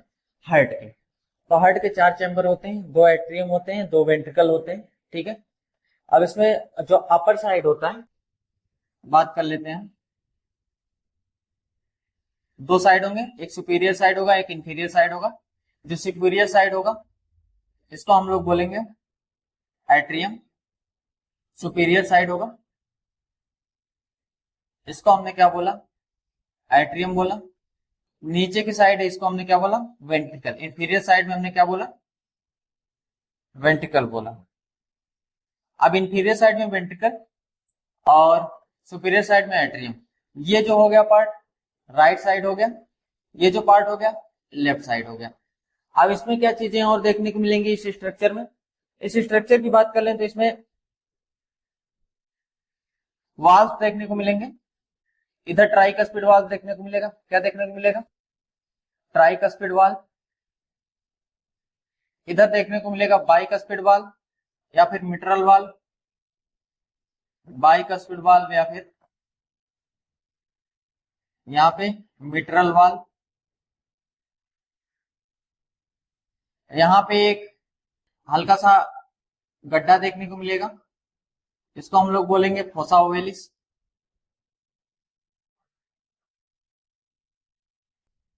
यहाँ पे सेप्टम 2 देखने को मिलेंगे। ये जो ऊपर का सेप्टम है, जो ऊपर साइड का सेप्टम है, इसको हम लोग बोलते हैं इंटर एट्रियल सेप्टम। क्या बोल रहे थे? Inter atrial septum. इधर जो नीचे मिल रहा था इसको हम लोग बोल रहे थे इंटरवेंट्रिकुलर सेप्टम। Interventricular septal. ये दो तो सेप्टम हो गए। वाल्व और भी इसमें होते हैं। कौन से वाल्व होते हैं? यहाँ पे पल्मोनरी वाल्व देखने को मिलेगा, यहाँ पे एरोटिक वाल्व देखने को मिलेगा, यहाँ पे एरोटिक वाल्व देखने को मिलेगा। इधर जो स्ट्रक्चर है ये पल्मोनरी आर्टरी से होते हुए जाएगा। अब यहाँ पे जो ब्लड को ले आने वाले होंगे अपर पार्ट से बॉडी के, इसको हम लोग बोलेंगे सुपीरियर वेना कावा। नीचे की साइड से जो ला रहा है इसको हम बोलेंगे इंफीरियर वेना कावा। हार्ट से जो ला रहा है उसको हम लोग बोलेंगे कोरोनरी साइनसेस। उसको हम लोग क्या बोलेंगे? Coronary sinuses. अब जो ब्लड होता है, जो डीऑक्सीजनेटेड ब्लड होता है जिसमें ऑक्सीजन नहीं होता है, वो ब्लड कहां से? ब्लड लोअर पार्ट की बॉडी से और अपर पार्ट की बॉडी से प्लस हार्ट से, तीनों जगह से कहाँ आके जो है मिलता है? राइट एट्रियम में। सारे ब्लड कहाँ आ जाएंगे डीऑक्सीजनेट? राइट एट्रियम में। अब यहाँ राइट एट्रियम में आने के बाद ये जब राइट एट्रियम में आएगा तो राइट एट्रियम में राइट एट्रियम से होते हुए जो यहाँ पे ट्राइकस्पिड वाल्व है, ये वाल्व खुलेगी। ये वाल्व खुलेगी, इसका खुलना बंद करना किसके ऊपर डिपेंड करता है? यहाँ पे एक कॉर्डेट एंड यहाँ पे एक स्ट्रक्चर होता है जिसका नाम होता है कॉर्डेट टेंडनेई। अब इस कॉर्डेट टेंडनेई को हेल्ड कौन करता है? Papillary muscle. कौन हेल्ड करता है? Papillary muscle. ये जो पैपिलरी मसल होती है, इसी के कॉन्ट्रेक्शन और रिलैक्सेशन से जो वाल्व होती है वो बंद होती है और ओपन होती है। उसी की वजह से क्या होता है? ये वाल्व बंद होता है और ओपन होता है। नेक्स्ट इसके बाद हम लोग बात कर लेते हैं। अब ये जो ब्लड है राइट एट्रियम में आया, राइट एट्रियम से कहा गया? राइट वेंट्रिकल में गया। किसके थ्रू गया? जो है ट्राइकस्पिड वाल्व के थ्रू गया। अब यहाँ पे ब्लड आने के बाद यहाँ से कहा मूव आउट करेगा? यहाँ से मूव आउट करेगा जो है जो यहाँ पे आर्टरी है, पल्मोनरी आर्टरी। कहने का मतलब यहाँ पे पल्मोनरी वाल्व है, उस वाल्व के खुलने के बाद कहा जाएगा? पल्मोनरी आर्टरी से होते हुए जो है लंग्स तक जाएगा। ये पल्मोनरी आर्टरी से होते हुए लंग्स तक जाएगा। ये जो पल्मोनरी आर्टरी है एक ऐसी एकमात्र आर्टरी है जो क्या करती है? डीऑक्सीजनेटेड ब्लड को कैरी करती है। आर्टरीज का काम होता है ऑक्सीजनेटेड ब्लड को कैरी करना, लेकिन यहाँ पे जो आर्टरी है ये डीऑक्सीजनेटेड ब्लड को कैरी कर रही है। अब ये जैसे ही यहाँ से कहा चला जाएगा? यहाँ से जाएगा कहा? लंग्स में। कहा जाएगा? लंग्स में जाएगा। लंग्स में जाएगा क्या करने? ऑक्सीजन कैरी करने, ऑक्सीजनेटेड होने। अब लंग्स में ऑक्सीजनेटेड होने के बाद इसका सीधा आना कहाँ पे आएगा? ये आएगा ये चार पल्मोनरी वेन के थ्रू। पल्मोनरी वेन जो होगी चार होंगी, पल्मोनरी वेन दो पेयर या चार होंगी। इस चार पल्मोनरी वेन ला के ब्लड को ऑक्सीजनेटेड करके कहाँ छोड़ देंगी? लेफ्ट साइड ऑफ हार्ट, जो पहले सबसे होगा लेफ्ट एट्रियम में। तो लेफ्ट एट्रियम में जब छोड़ देंगी तो वहां से ब्लड कहाँ मूव आउट करेगा? ब्लड जो है मूव आउट करेगा यहाँ जो है बाइकस्पिड वाल्व के थ्रू। किसके थ्रू? Bicuspid valve. अब ये जो बाइकस्पिड वाल्व है ये भी सेम उसी की तरह कॉर्डेट टेंडनी स्ट्रक्चर से स्ट्रक्चर होता है। उसमें पाई जाती है पेपिलरी मसल। उन्हीं मसल की कॉन्ट्रेक्शन और रिलैक्सेशन की वजह से, ठीक है, वहां टेंडन लाइक स्ट्रक्चर होता है कॉर्डिनेट टेंडनी, और उसी स्ट्रक्चर में क्या होता है? उसी स्ट्रक्चर में पेपिलरी मसल, और पेपिलरी मसल के कॉन्ट्रेक्शन और रिलैक्सेशन से फिर वापस से ये जो वाल्व होगी ओपन होगी, क्लोज होगी। तो ओपन होगी जब वाल्व ओपन होगी तो ब्लड कहाँ आएगा? लेफ्ट वेंट्रिकल में आएगा। जब लेफ्ट वेंट्रिकल में ब्लड आएगा तो ये लेफ्ट वेंट्रिकल क्या करेगा? पंप करेगा उसको। जब पंप करेगा तो क्या होगा? यहाँ की जो अरोटिक वाल्व है जो अरोटा तक ले जाएगी ब्लड को, ये जो अरोटिक वाल्व अरोटा तक ले जाएगी, ये ओपन होगी। इसके ओपन होते ही कहा जो असेंडिंग अरोटा होता है, लार्जेस्ट आर्टरी, यहाँ पे बात कर लेते हैं। तो असेंडिंग अरोटा से होते हुए ब्लड फिर रेस्ट आउट ऑफ बॉडी जाएगा। असेंडिंग से फिर डिसेंडिंग जाएगा, डिसेंडिंग से फेरी में पूरी जाएगा, फिर वापस से वही प्रोसेस घूमता चलेगा। घूमता कैसे चलेगा कि ब्लड आएगा राइट एट्रियम में, राइट एट्रियम से फिर इसके बाद वाल्व के थ्रू, वाल्व यहाँ पे ट्राइकस्पिड वाल्व के थ्रू कहाँ जाएगा? राइट वेंट्रिकल में जाएगा। राइट वेंट्रिकल से फिर पल्मोनरी आर्टरी के वाल्व ओपन होंगे। पल्मोनरी आर्टरी का वाल्व ले जाएगा लंग्स तक। लंग्स में क्या होगा? ब्लड को ऑक्सीजन मिलेगा और ब्लड वहां से फिर वापस कहाँ आएगा? चार आर्टरी जो होती है पल्मोनरी, सॉरी, जो चार वेन होती है वो पल्मोनरी वेन होती है। ये एकमात्र वेन्स ऐसी होती हैं जो कि क्या कैरी करती हैं? जो कि क्या कैरी करेंगी? Oxygenated blood. जबकि जनरली बाकी जो वेन्स होती हैं क्या क्या कैरी करती हैं? Deoxygenated blood. ये एकमात्र ऐसी वेन है जो क्या करती है? ऑक्सीजनेटेड ब्लड को कैरी करेगी, लाके लेफ्ट एट्रियम, यहाँ पे लाके लेफ्ट एट्रियम में डालेगी। अब लेफ्ट एट्रियम से फिर इसके बाद बाइकस्पिड वाल्व के थ्रू कहाँ जाएगा ब्लड जाएगा लेफ्ट वेंट्रिकल में। अब लेफ्ट वेंट्रिकल से फिर इसके बाद जब प्रेशर लगेगा तो क्या खुलेगा? यहाँ पे एरोटिक वाल्व खुलेगा तो ब्लड कहाँ जाएगा? यहाँ पे असेंडिंग अरोटा में जाएगा। असेंडिंग अरोटा से होते हुए फिर ब्लड कहाँ पहुंच जाएगा? पूरे बॉडी के पेरिफेरल ऑर्गन्स में, पूरे पेरिफेरी में पहुंच जाएगा। तो ऐसे ही प्रोसेस वापस फिर घूम के जो यहाँ पे वेन्स होंगी, superior vena cava, inferior vena cava, ये वापस से लाके एट्रियम में डालेंगे। ये प्रोसेस चलता रहेगा, इसी को हम बोलते हैं सिस्टमिक सर्कुलेशन। अब इसके बाद हम लोग बात कर लेते हैं हार्ट वाल्व। तो वाल्व का क्या काम होता है? अगर वाल्व की हम बात करें, किसकी बात करें? वाल्व। जो वाल्व्स का क्या काम होता है? वाल्व्स का ये वाल्व्स तय करते हैं। अगर वाल्व्स ना हो तो क्या देखने को मिलेगा? वाल्व्स अगर नहीं होंगी तो जो ब्लड होगा यूनिडायरेक्शनल नहीं होगा। यूनिडायरेक्शनल बोले तो एक डायरेक्शन में नहीं मूव करेगा। तो वाल्व्स किस लिए होती है? To move the blood unidirectionally, क्योंकि वापस आने से क्या होता है? रोकता है। ये जो वाल्व होता है ब्लड को पीछे की साइड मूव आउट होने में रोकता है। एक बार ब्लड आगे निकल गया तो आगे ही जाएगा, एक ही डायरेक्शन में मूव करेगा। क्योंकि एक डायरेक्शन में मूव कराना बहुत जरूरी है, क्योंकि अगर एक डायरेक्शन में ना मूव करके कभी उल्टा मूव कर गया, कभी सीधा मूव कर गया, तो इससे क्या होगा? जो सेल्स हैं वहां तक ऑक्सीजन न्यूट्रिएंट कुछ नहीं पहुंचेगा, क्योंकि ब्लड ही नहीं पहुंचेगा। तो सीधी सी बात है, यहाँ पे जो वाल्व होती हैं इनका काम क्या होता है? ब्लड को यूनि डायरेक्शन में लेके जाना। ठीक है, तो यूनि डायरेक्शन में लेके जा रहे हैं इसी वजह से। इसके बाद हम लोग बात कर लेते हैं जो हार्ट वाल्व होती हैं वन वे फ्लो। हमने बात कर लिया वन वे फ्लो का मतलब क्या होगा? Uni direction.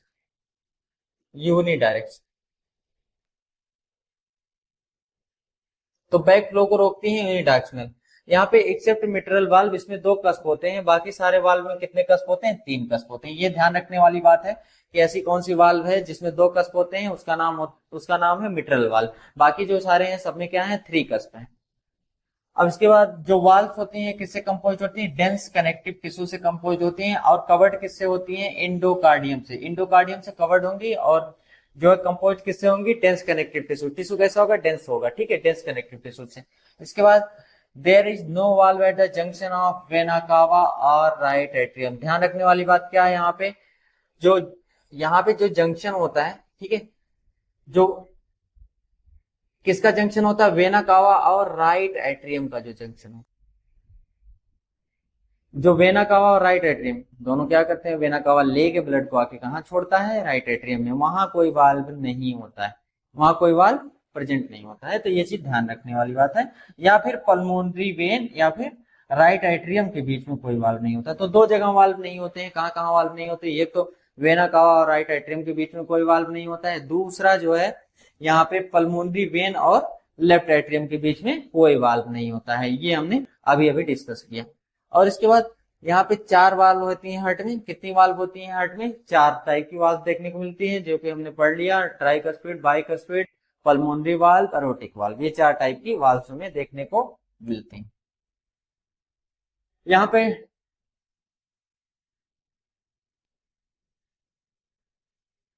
आप देखिए, यहाँ पे कभी कभी क्या होता है, सेमी लूनार वाल्व बोलते हैं, दो वाल्व उसमें एक साथ होती हैं, दो सेमी लूनार वाल्व। कितनी वाल्व होती है, दो सेमी लूनार, और दो क्या होती हैं,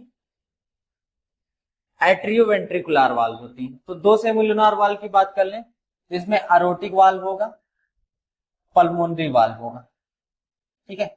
यहाँ पे बात कर लेते हैं aortic valve between great aorta and left ventricle. इससे पहले हमने डिस्कस कर लिया किसके किसके बीच में होती है, एरोटा और लेफ्ट वेंट्रिकल के बीच में जो स्ट्रक्चर होता है, जो वाल्व होती है, एरोटा और लेफ्ट वेंट्रिकल और अरोटा के बीच में यहां से जो ब्लड ले जा रहा है, इस वाल्व को हम क्या बोलते हैं, एरोटिक वाल्व, ठीक है, इसको क्या बोलेंगे, एरोटिक। बाकी पल्मोनरी वाल्व कहाँ होती है, पल्मोनरी ट्रंक और राइट वेंट्रिकल के बीच में होती है। तो पल्मोनरी वाल्व होती है किसके बीच में होती है, पल्मोनरी ट्रंक और राइट वेंट्रिकल, ये हम पहले डिस्कस कर चुके हैं। नेक्स्ट इसके बाद यहाँ पे जो सेमी लूनार वाल्व होता है क्या करता है, प्रिवेंट करता है back flow of blood to ventricle during ventricular diastole. जब वेंट्रिकल डायस्टोल करता है, वेंट्रिकल क्या करता है, रिलैक्स कर रहा होता है, तो उस टाइम ब्लड के वापस आने के चांस भी रहते हैं, लेकिन ये वाल्व होती हैं, वाल्व क्या करती हैं, बंद हो जाती हैं, बंद होने की वजह से जो ब्लड एक बार चला गया है वो वापस नहीं आ पाता है, और आना भी नहीं चाहिए, क्योंकि जो है उसको आगे मूव करना है, ठीक है, वरना क्या होगा, दिक्कत होगी, फिर वहां पे कार्डियक आउटपुट मेंटेन करना। इसके बाद यहाँ पे दो एट्रियो वेंट्रिकल वाल्व क्यों हुआ, क्योंकि एट्रियम और वेंट्रिकल के बीच में जो वाल्व है, तो ये एट्रियम और वेंट्रिकल के बीच में, ये एट्रियम रहा, ये वेंट्रिकल रहा, ये एट्रियम रहा, ये वेंट्रिकल रहा, तो यहाँ पे ये बाइकस्पिड वाल्व हो गई, ये ट्राइकस्पिड वाल्व हो गई, ये दोनों किसके किसके बीच में, एट्रियम और वेंट्रिकल, इसीलिए इनका क्या नाम पड़ा,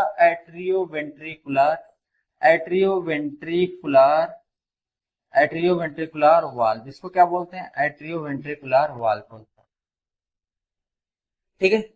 अब यहाँ पे दो वाल्व के बारे में हमने बात कर लिया, ये दोनों क्या करते हैं, बैक फ्लो को ये भी रोकते हैं ब्लड के, ठीक है, वाल्व का काम ही होता है यूनिट डायरेक्शन में मूव कराना और बैक फ्लो को रोकना। नेक्स्ट इसके बाद देख लें, जो लोकेशन और ऑस्कल्टेशन होता है, किसका, लोकेशन और ऑस्कल्टेशन की हम बात करें तो साइट ऑफ हार्ट वाल्व में पहला हो गया पल्मोनरी वाल्व, ठीक है। तो पल्मोनरी वाल्व की लोकेशन अगर देखें, लेफ्ट थर्ड रिब, कहां ऑस्कल्टेट करना है हमें, लेफ्ट थर्ड रिब में,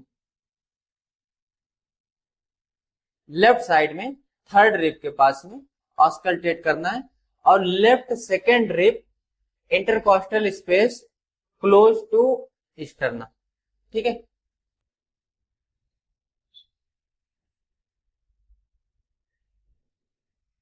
जो लोकेशन होगी लेफ्ट थर्ड रिब पे होगा, जब ऑस्कल्टेशन करेंगे तो कहां करेंगे, left second intercostal space, left side में, कहां पे, इंटरकॉस्टल स्पेस में, यहाँ पे सेकेंड इंटरकॉस्टल स्पेस में लेफ्ट साइड में, ठीक है, क्या करेंगे, ऑस्कल्टेट करेंगे, किसके, स्टर्नम बोन के पास।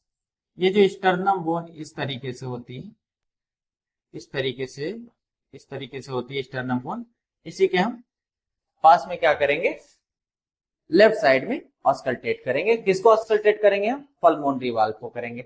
नेक्स्ट हम लोग एरोटिक वाल्व जब करेंगे तो क्या करेंगे, इसकी लोकेशन पहले देख लेते हैं। तो लोकेशन क्या होती है इसकी, थर्ड आईसीएस होती है, थर्ड इंटरकॉस्टल स्पेस होती है, क्या होती है, थर्ड इंटरकॉस्टल स्पेस होती है, ठीक है। ऑस्कल्टेट कहां करेंगे, सेकेंड इंटरकॉस्टल स्पेस में करेंगे हम इसको ऑस्कल्टेशन के टाइम पे, किसके close to the sternum. Sternum के क्लोज में कहां करेंगे हम? सेकेंड इंटरकॉस्टल स्पेस के पास में हम करेंगे। इसके बाद जो थर्ड हमारा है बाइकस्फेड, इसकी जो लोकेशन होगी फोर्थ रिब होगी। बाइकस्फेड वाल्व कहां आ जाएगी लोकेशन?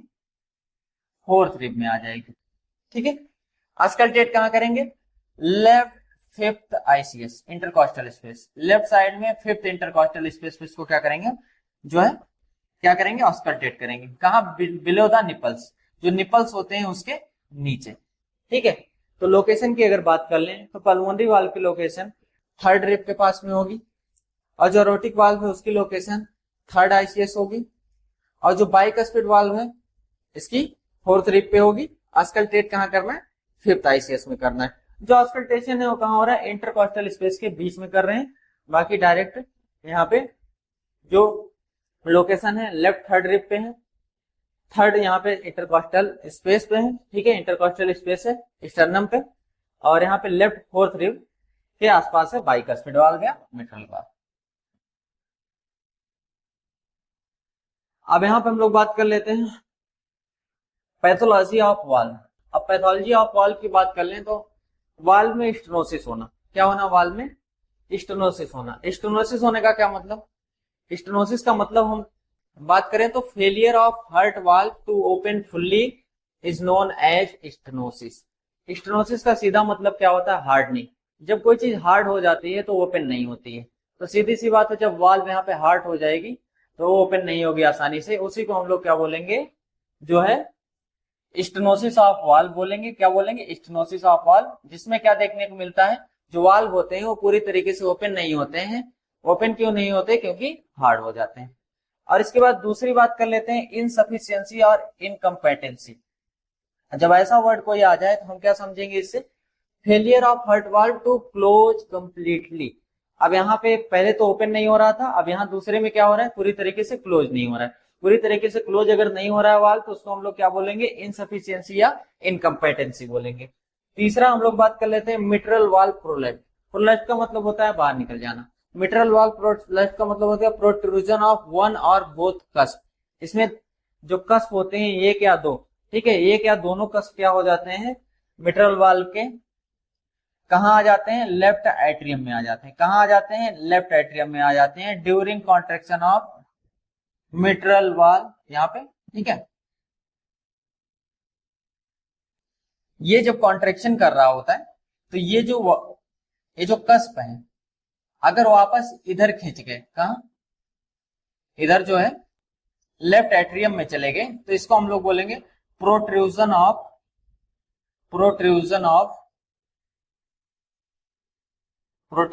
Mitral valve. इसको हम क्या बोलेंगे? Protrusion of mitral valve. Next इसके बाद बात कर लेते हैं रूमेटिक हार्ट डिजीज। सीधी सी बात है, रूमेटिक हार्ट डिजीज जो होता है इन्फेक्शन की वजह से होता है। किसके इन्फेक्शन? स्ट्रेप्टोकॉकल इन्फेक्शन की वजह से होता है। किसकी वजह से? स्ट्रेप्टोकॉकल इन्फेक्शन होता है। ये प्रोड्यूस करता है एंटीबॉडीज, ठीक है, जो कि क्या करती है? डैमेज करती है हार्ट के वाल्व को, स्पेशली मिट्रल वाल्व, ठीक है, और अरोटिक वाल्व। मिट्रल वाल्व को और अरोटिक वाल्व को डैमेज करने वाली जो कंडीशन है इसको हम लोग बोलते हैं रूमेटिक हार्ट डिजीज। होता कैसे है? स्ट्रेप्टोकॉकल इन्फेक्शन। किससे? स्ट्रेप्टोकॉकल इन्फेक्शन की वजह से होता है। और ये जो इन्फेक्शन होता है रूमेटिक हार्ट डिजीज होता है स्ट्रेप्टोकॉकल इन्फेक्शन की वजह से। अब जो इन्फेक्शन होता है इसमें बनती क्या है? एंटीबॉडीज बनने लगती हैं। अब यही जो एंटीबॉडीज होती हैं ये क्या करती हैं? डैमेज करती हैं। डैमेज किसको करती हैं? वाल्व्स को डैमेज करती हैं। जो स्पेशली कौन सी वाल्व्स को डैमेज करती हैं? यहाँ पे मिट्रल वाल्व को और अरोटिक वाल्व को। तो रूमेटिक हार्ट डिजीज क्या होता है? रूमेटिक हार्ट डिजीज क्या होता है? एक तरीके का स्ट्रेप्टोकॉकल क्या होता है? इन्फेक्शन होता है, जिसमें क्या देखने को मिलता है? एंटीबॉडीज बनने लगते हैं, और यही एंटीबॉडीज किसको डैमेज करने लगती हैं? जो हार्ट की वाल्व होती हैं, स्पेशली किसको करती हैं? मिट्रल वाल्व को और अरोटिक वाल्व को। ये दो वाल्व को डैमेज करती हैं। नेक्स्ट इसके बाद हम लोग अपना लेक्चर कल कंटिन्यू करेंगे कोरोनरी सर्कुलेशन से। तो यहाँ कोरोनरी सर्कुलेशन में हम क्या पढ़ेंगे, कोरोनरी सर्कुलेशन जो होता है, कोरोनरी सर्कुलेशन का मतलब होता है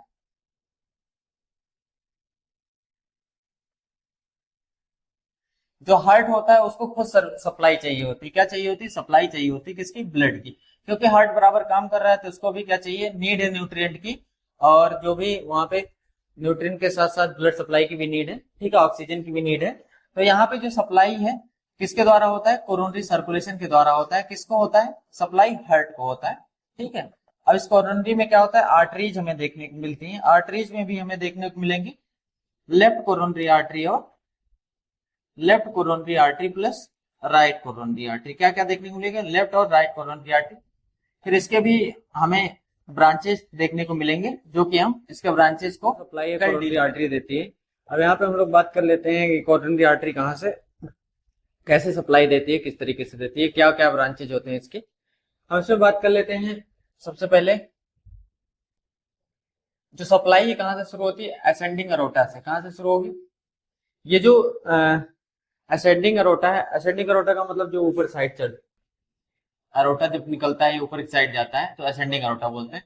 तो वहां से जो सप्लाई है दो कोरोनरी आर्टरी की, यहाँ पे दो कोरोनरी आर्टरी की, वहां से सप्लाई पहुंचती है कहाँ? मायोकार्डियम लेयर तक। किसके थ्रू? एक लेफ्ट कोरोनरी आर्टरी हो जाती है, दूसरी कौन सी coronary artery? Right coronary artery.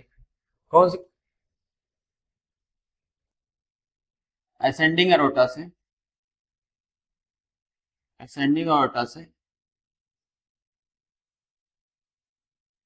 दो कोरोनरी आर्टरी निकलती हैं, एक है लेफ्ट,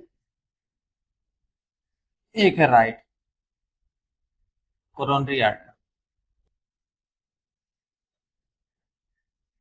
फिर अगेन इसके ब्रांचेस की हम बात कर ले।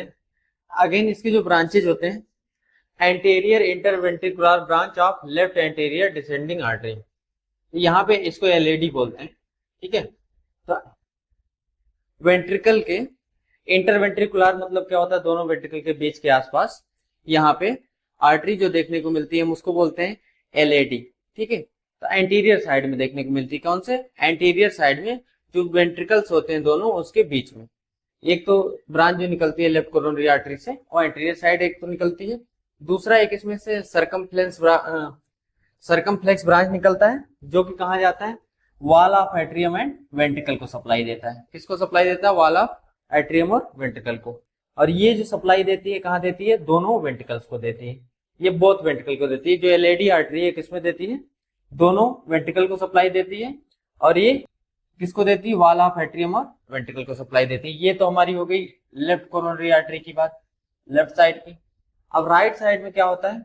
एक जो ब्रांच यहाँ पे निकलती है वो पोस्टीरियर इंटरवेंट्रिकुलर ब्रांच निकलती है। दूसरी जो यहाँ पे निकलती है ब्रांच, राइट मार्जिनल ब्रांच निकलती है। अब ये दोनों ब्रांचेस कहाँ कहाँ सप्लाई करती हैं? एक तो सप्लाई करती है पोस्टीरियर वाल पे बोथ वेंट्रिकल, जो दोनों वेंट्रिकल हैं उसके पोस्टीरियर साइड पे कौन कर रहा है?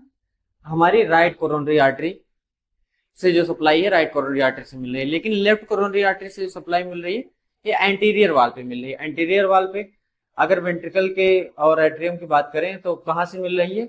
हमारे लेफ्ट साइड से मिल रही है कोरोनरी आर्टरी के। बाकी जो राइट साइड है वहां से सप्लाई पोस्टीरियर साइड में मिल रही है दोनों वेंट्रिकल को। और यहाँ पे जो राइट मार्जिनल ब्रांच है ये सिर्फ किसको दे रहा है? राइट वेंट्रिकल को सप्लाई दे रहा है। किसको दे रहा है? राइट वेंट्रिकल को। ये भी कहां से निकल के आई? Right coronary artery. तो राइट किधर दे रहा है? राइट साइड में सप्लाई दे रहा है। और इधर बात कर लें तो राइट साइड में जो सप्लाई है पोस्टीरियर वाल पे कौन दे रहा है? दोनों वेंट्रिकल के राइट कोरोनरी आर्टरी दे रही है, ठीक है। तो wall of left atrium and left ventricle को कौन दे रहा है? सरकमफ्लेक्स ब्रांच दे रहा है। तो ये हमारा रहा कोरोनरी आर्टरी का सर्कुलेशन।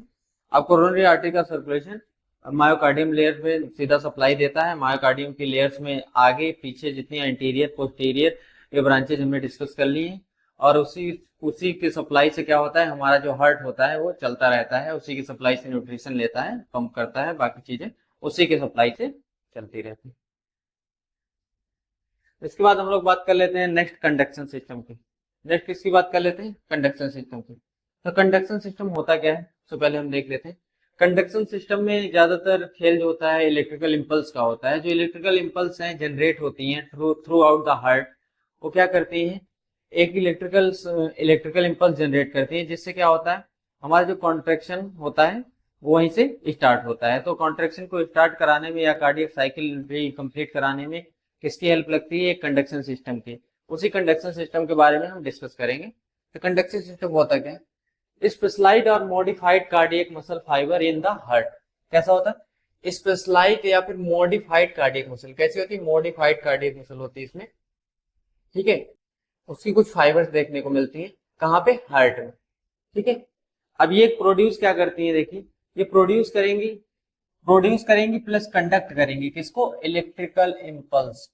ये जो मॉडिफाइड कार्डियक मसल फाइबर है, ये किसको कंडक्ट करेंगी? ये किसको प्रोड्यूस करेंगी और कंडक्ट करेंगी? इलेक्ट्रिकल इंपल्स को। प्रोड्यूस प्लस कंडक्ट किसको? Electrical impulse. किसको करेंगी? Electrical impulse. अब आगे हम बात कर लेते हैं, ये जो इंपल्स होती है थ्रू आउट द हार्ट, हमने पहले ही बात कर लिया। थ्रू आउट द हार्ट जो कंडक्शन सिस्टम है पूरे हार्ट में फैला हुआ है। बाकी अलग अलग नोड्स हैं, SA node, AV node, bundle of His, Purkinje fibre, ये पूरा फैला हुआ है हार्ट में। अलग अलग लोकेशंस इसकी होती है, हम लोकेशंस के बारे में बात करेंगे। एसए नोड किधर पाया जाता है, एबी नोड किधर पाया जाता है, इसके बारे में आगे डिस्कस करते हैं। अब इसके बाद हम बात कर लें about 1% of cardiac muscle become autorhythmic. क्या होता है? 1% जो यहाँ पे कार्डियक मसल होती है वो क्या हो जाती है? ऑटोरिथमिक। ऑटोरिथमिक का क्या मतलब होता है कि ऑटोरिथमिक का मतलब रिदम जो होता है वो अपने आप स्टार्ट करना, मतलब जो कॉन्ट्रेक्शन है वो अपने आप करना, ठीक है। तो यहाँ पे रिदमिक का मतलब ऑटोरिथमिक फाइबर्स होते हैं जो कि क्या करते हैं? कंडक्शन सिस्टम को बनाते हैं, ठीक है। ये ऑटोरिथमिक होते हैं। ऑटोरिथमिक का मतलब क्या हो गया कि जो ऑटोमेटिकली काम करें, उसमें किसी का रोल ना हो। ऑटोमेटिकली काम करने के लिए ऑटोनॉमिक नर्वस सिस्टम का भी होना जरूरी है। यहाँ पे ऑटोनॉमिक नर्वस सिस्टम का भी कुछ रोल होता है, जैसे कि यहाँ पे ऑटोनॉमिक नर्वस सिस्टम का काम इतना होता है कि जो यहाँ पे उसका रोल होता है कि एसिटाइल कोलिन को, और आपका यहाँ पे एसिटाइल कोलिन के साथ साथ किस चीज का? इपिनेफ्रिन और नॉन एसिटाइल कोलिन के साथ साथ इपिनेफ्रिन और नॉरएपिनेफ्रिन, इन सबको भी क्या करना है? ये सब कहां से? वहीं से सिक्रेट होते हैं, जिसकी वजह से ये ऑटोरिथमिक फाइबर्स की तरह वर्क करती है। और इसके बाद हम लोग बात कर लेते हैं human body, the impulse produce by cyano atrial वाल। क्वेश्चन यहां से बन सकता है कि कहां से प्रोड्यूस होती है जो इम्पल्स होती है? इम्पल्स कहां से जनरेट होती है, प्रोड्यूस होती है? तो प्रोड्यूस होने के लिए कौन सा नोड यहाँ पे होता है रिस्पॉन्सिबल? SA node.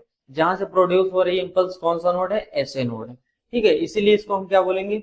इसको हम लोग पेस मेकर ऑफ, इसको हम लोग पेस मेकर भी बोलते हैं, pacemaker of heart. SA node को पेस मेकर ऑफ हार्ट, ठीक है। तो इसके बाद ये ट्रांसमिट होती है कहाँ? सारे कार्डियक मसल में, किसके द्वारा?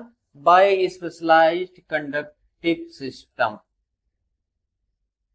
यही है कंडक्टिव सिस्टम। ये ऐसे नोड से स्टार्ट होता है, AV node, bundle of His, Purkinje fibre, पूरे मसल में क्या हो रहा है? मूव कर रहा है। ये जो इम्पल्स है पूरे मसल में मूव कर रहा है, ठीक है। तो इसीलिए क्या होता है, जो ऐसे नोड होता है वो स्टार्ट करवाता है, बाकी थ्रू आउट हार्ट ये मूव करती है। और मूव करती है किसकी वजह से? एक कंडक्टिव सिस्टम होता है उसी की वजह से। उसी कंडक्टिव सिस्टम का यही रोल है, सबको एक रिदम में लेके चलना, ठीक है। रिदम में मतलब ऐसे नोड से एबी नोड, एबी नोड से bundle of His, Purkinje fibre, ये ऐसे ही चलता रहता है, ठीक है। इम्पल्स।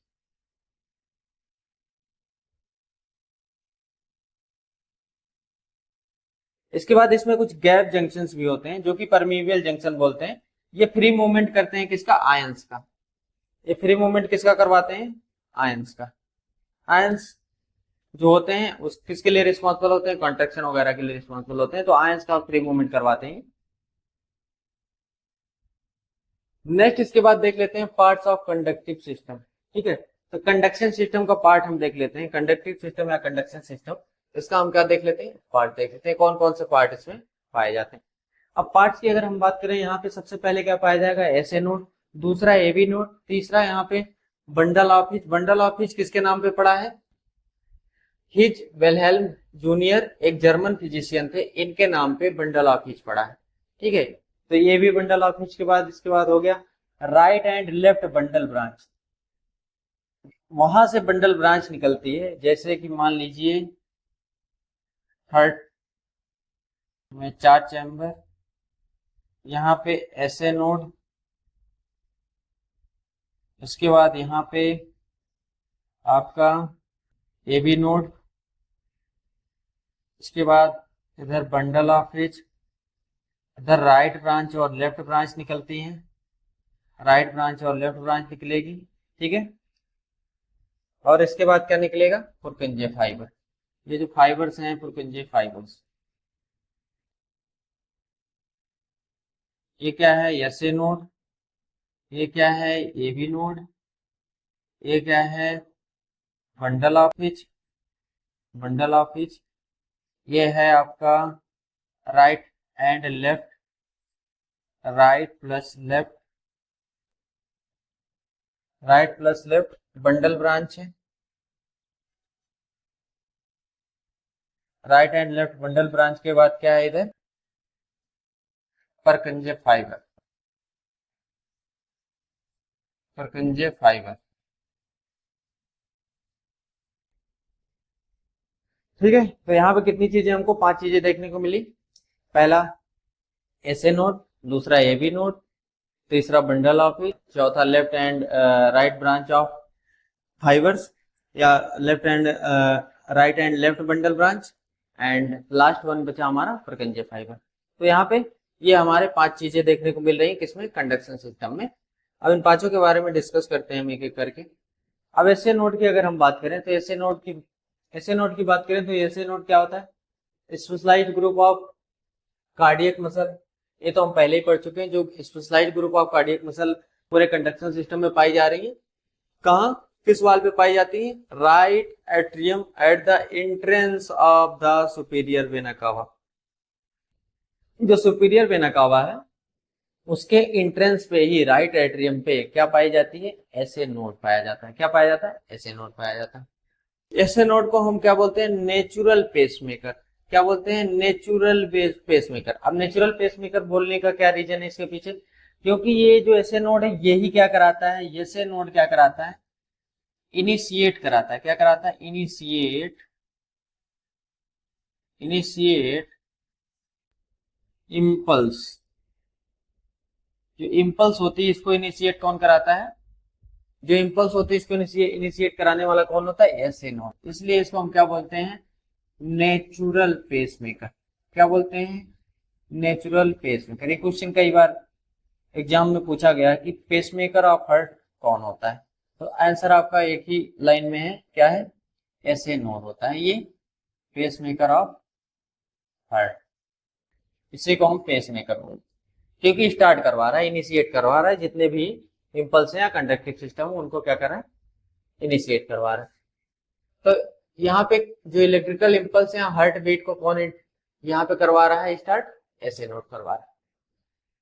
हम अगली बात अगर कर लेते हैं, अगली बात हमारी, एसए नोड जनरेट करता है इलेक्ट्रिकल इंपल्स को किस रेट से, रेट हमको याद करना बहुत जरूरी है, किस रेट से करता है, 60 से लेके 100, 60 से लेके 100 टाइम्स 1 मिनट में, ठीक है।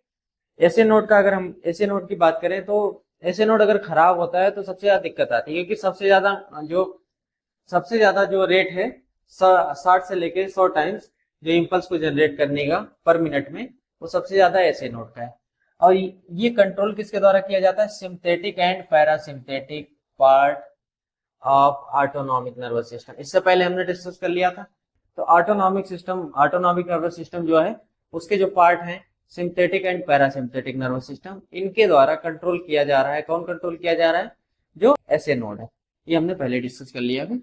Impulse produced by SA node are spread to both atria. कहाँ स्प्रेड करती हैं, दोनों एट्रिया में। दोनों एट्रियम में क्या करती हैं, स्प्रेड करती हैं जो इम्पल्स हैं, ठीक है। एसए नोड ने जनरेट कराया, स्प्रेड कहाँ हुई, दोनों एट्रिया में स्प्रेड हुई। किसके द्वारा, गैप जंक्शन के द्वारा हुई, ठीक है।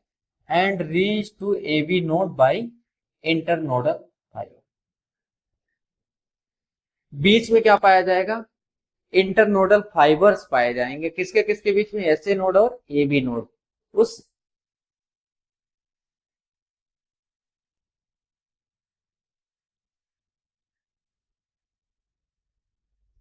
एसए नोड और एबी नोड के बीच में क्या पाए जाएंगे, इंटरनोडल फाइबर, इंटरनोडल फाइबर। अब इन्हीं फाइबर से होते हुए कहां तक पहुंचेगा, एसए नोड से एबी नोड की तरफ क्या पहुंचेगा, जो इम्पल्स, जो इम्पल्स, ठीक है। अब इसके बाद during rest parasympathetic division of NS, rest के टाइम पे क्या करता है, जो ऑटोनॉमिक नर्वस सिस्टम है क्या रिलीज करता है, एसिटाइल कोलिन, क्या रिलीज करता है, एसिटाइल कोलिन, ठीक है। रेस्ट के समय एसिटाइल कोलिन रिलीज होता है, जिसकी वजह से जो हार्ट रेट, यहाँ पे हम हार्ट बीट की बात कर लें, वो क्या होता है, स्लो हो जाता है, ठीक है, क्या हो जाता है, स्लो हो जाता है। Which slows the SA node pacing the effect and decrease heart rate. जब हम रेस्ट में होते हैं, कोई काम नहीं कर रहे होते हैं, उस टाइम रिलीज होने वाला जो केमिकल है, रिलीज होने वाला जो हार्मोन है, जो क्या रिलीज होता है, एसिटाइल कोलिन रिलीज होता है, ठीक है, ऑटोनॉमिक नर्वस सिस्टम द्वारा कंट्रोल किया जाने वाला, ठीक है। यहाँ पे एसिटाइल कोलिन रिलीज होता है। एसिटाइल कोलिन क्या करता है, जो पेस होती है उसको घटा देता है, क्योंकि अब जरूरत नहीं है, रेस्ट में पेशेंट को ज्यादा बीट्स की जरूरत नहीं होती है, तो उस पेशेंट या कोई भी हो, मतलब नॉर्मल इंडिविजुअल पेशेंट नहीं यहाँ पे, तो उसको ज्यादा जरूरत नहीं होती है, आप काम नहीं कर रहे हो तो आपको बहुत ज्यादा जो है ब्लड को पंप ज्यादा तेज कराने की जरूरत नहीं है, बीट्स की भी उतनी जरूरत नहीं, तो उस टाइम क्या करना है, डिक्रीज करना जरूरी होता है। क्या डिक्रीज करना जरूरी होता है, जो बीट्स होती हैं, तो बीट्स को डिक्रीज करने के लिए acetyl choline autonomic nervous system से रिलीज होता है, और वो ऑटोनॉमिक एसिटाइल कोलिन रिलीज होने के बाद करता क्या है, जो एसए नोड का पेस है उसको कम कर देता है, ठीक है, एसए नोड पे डायरेक्ट इफेक्ट डालता है, जिससे क्या होती है, पेस कम हो जाती है, इलेक्ट्रिकल इंपल्स को जनरेट करने की जो गति है वो कम हो जाती है, जिसकी वजह से जो हार्ट रेट होता है वो स्लो हो जाता है। नेक्स्ट इसके बाद बात कर लेते हैं एट्रियोवेंट्रिकुलर नोड, एबी नोड की अगर हम बात करें, तो एबी नोड कहां सिचुएटेड होता है, lower aspect of atrial septum.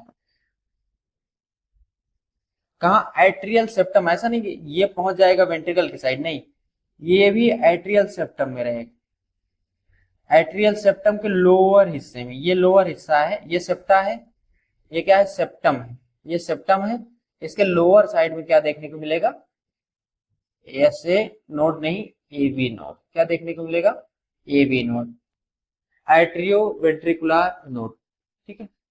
यहाँ पे इसके बाद बात कर लेते हैं, AV node stimulated by the impulse of SA node via internodal fibre, इससे पहले हमने इसको डिस्कस कर लिया। इसके बाद if the SA node damages the AV node can also initiate impulse.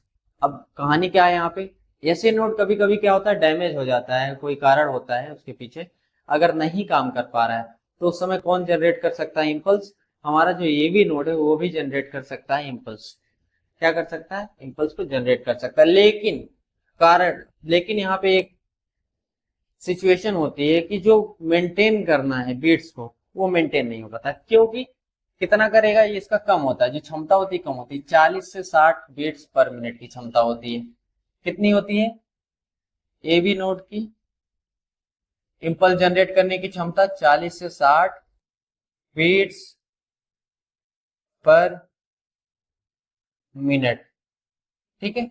यहाँ पे एक दिक्कत आती है। उसके बाद तीसरा हम लोग बात कर लेते हैं यहाँ पे बंडल ऑफ हिच की, तो ये भी बंडल या बंडल ऑफ हिच की हम बात करते हैं, तो ये भी नोड से एक्शन पोटेंशियल एंटर कहाँ करता है, एक्शन पोटेंशियल एंटर करने का मतलब जहां से इंपल्स फिर और आगे की तरफ मूव कर रही है, तो ये भी नोड से एक्शन पोटेंशियल कहाँ एंटर होता है, ये भी बंडल में एंटर होता है, कहाँ होता है, ये भी बंडल में। अब ए बी बंडल की अगर हम बात करें, तो ये ओनली साइट होती है जहां की action potential can conduct from atrium to ventricle. इससे पहले क्या था, जो कंडक्शन सिस्टम काम कर रहा था, कहाँ काम कर रहा था, अब तक कनेक्शन जो है वेंट्रिकल में नहीं था अब तक, क्योंकि एसए नोड भी कहाँ था, एट्रियम की साइड था, और ए बी नोड भी एट्रियम के लोअर एस्पेक्ट पे था। लेकिन अब जो कनेक्शन आगे बढ़ेगा, वो कनेक्शन किसको किसको जोड़ेगा, एट्रियम और वेंट्रिकल दोनों को जोड़ेगा, ठीक है। तो ओनली साइट है ये, क्या है, ये भी बंडल एक ओनली साइट है जहां पे action potential can conduct from atrium से लेके वेंट्रिकल तक कंडक्ट होता है, ये एक ऐसी साइट है जहां से एक्शन पोटेंशियल जनरेट होता है होके एट्रियम और वेंट्रिकल दोनों में जाता है। इसके बाद हम लोग बात कर लेते हैं right and left bundle branch की। यहाँ पे अगर हम देखें तो ये जो ये भी बंडल है, यहां से एक्शन पोटेंशियल कहाँ एंटर करता है, राइट और लेफ्ट बंडल ब्रांच में। कहाँ कहाँ एंटर करता है, राइट और लेफ्ट बंडल ब्रांच में। कहाँ कहाँ, यहां से देखिए एक्शन पोटेंशियल नॉर्मली कैसे कैसे एंटर कर रहा है, लेफ्ट बंडल ब्रांच, इधर लेफ्ट बंडल ब्रांच, इधर राइट बंडल ब्रांच। तो लेफ्ट और राइट दोनों में क्या एक्शन पोटेंशियल दोनों तरफ मूव कर दे रहा है, ठीक है। इसके बाद जो बंडल ब्रांच है एक्सटेंड करता है इंटरवेंट्रिकुलर सेप्टम से होके कहा जाता है, अपेक्स ऑफ हार्ट। ये रहा इंटरवेंट्रिकुलर सेप्टम, यहां से अपेक्स एरिया में आ गया है हमारा क्या, यहां से स्टार्ट हुआ तो कहां पहुंचा, एट्रियम में पहुंचा। फिर यहां से जो स्टार्ट हुआ एक्शन पोटेंशियल नीचे की साइड अपेक्स ऑफ हार्ट तक पहुंचा। फिर अपेक्स के बाद टर्मिनेट करेगा। ये टर्मिनेट जब करता है, टर्मिनेट का मतलब हो गया यहां से मुड़ जाना। ये जो टर्मिनेट हो रहा है ये किस में टर्मिनेट हो रहा है, टर्मिनेट का मतलब जो है परकेंजे फाइबर में टर्मिनेट हो रहा है। किस में हो रहा है, टर्मिनेट हो रहा है परकेंजे फाइबर में, ठीक है। अगर यहाँ पे लेफ्ट बंडल ब्रांच ब्लॉक हो जाए तो क्या होगा, यहाँ पे कंडीशन दिखाइए। तो normal flow of electrical impulse इधर है, ठीक है। लेकिन यहाँ पे देखिए दिक्कत है, तो यहाँ पे क्या हो रहा है, इंपल्स कट जा रहे हैं। ब्लॉक होने की वजह से क्या हो रहा है, इधर इंपल्स नहीं पहुंच पा रही है, सिर्फ यहीं तक इंपल्स आ रही है। लेकिन इधर पूरा इंपल्स मूव कर जा रहा है, इधर पूरा इंपल्स मूव कर रहा है। लेकिन ये जो यहाँ पे लेफ्ट साइड का है ये कनेक्शन कट हो गया है। तो जब लेफ्ट बंडल ब्रांच ब्लॉक होगा तो इस तरीके से कनेक्शन कटा हुआ दिखाई देगा, ठीक है। तो यहाँ पे नेक्स्ट हम लोग बात कर लेते हैं पुरकिंजे फाइबर। तो पुरकिंजे फाइबर क्या होता है, डिफ्यूज नेटवर्क होता है। किसका डिफ्यूज नेटवर्क होता है, कंडक्टिंग स्ट्रैंड्स का। लोकेटेड कहाँ होता है, बिलो द वेंट्रिकुलर एंडोकार्डियम। जो वेंट्रिकुलर एंडोकार्डियम होता है उसके नीचे इसकी लोकेशन होती है, किसकी, पुरकिंजे फाइबर की। ये क्या कंडक्ट कराता है, it conduct impulse from apex of heart to the reminder of ventricle myocardium. ये रहा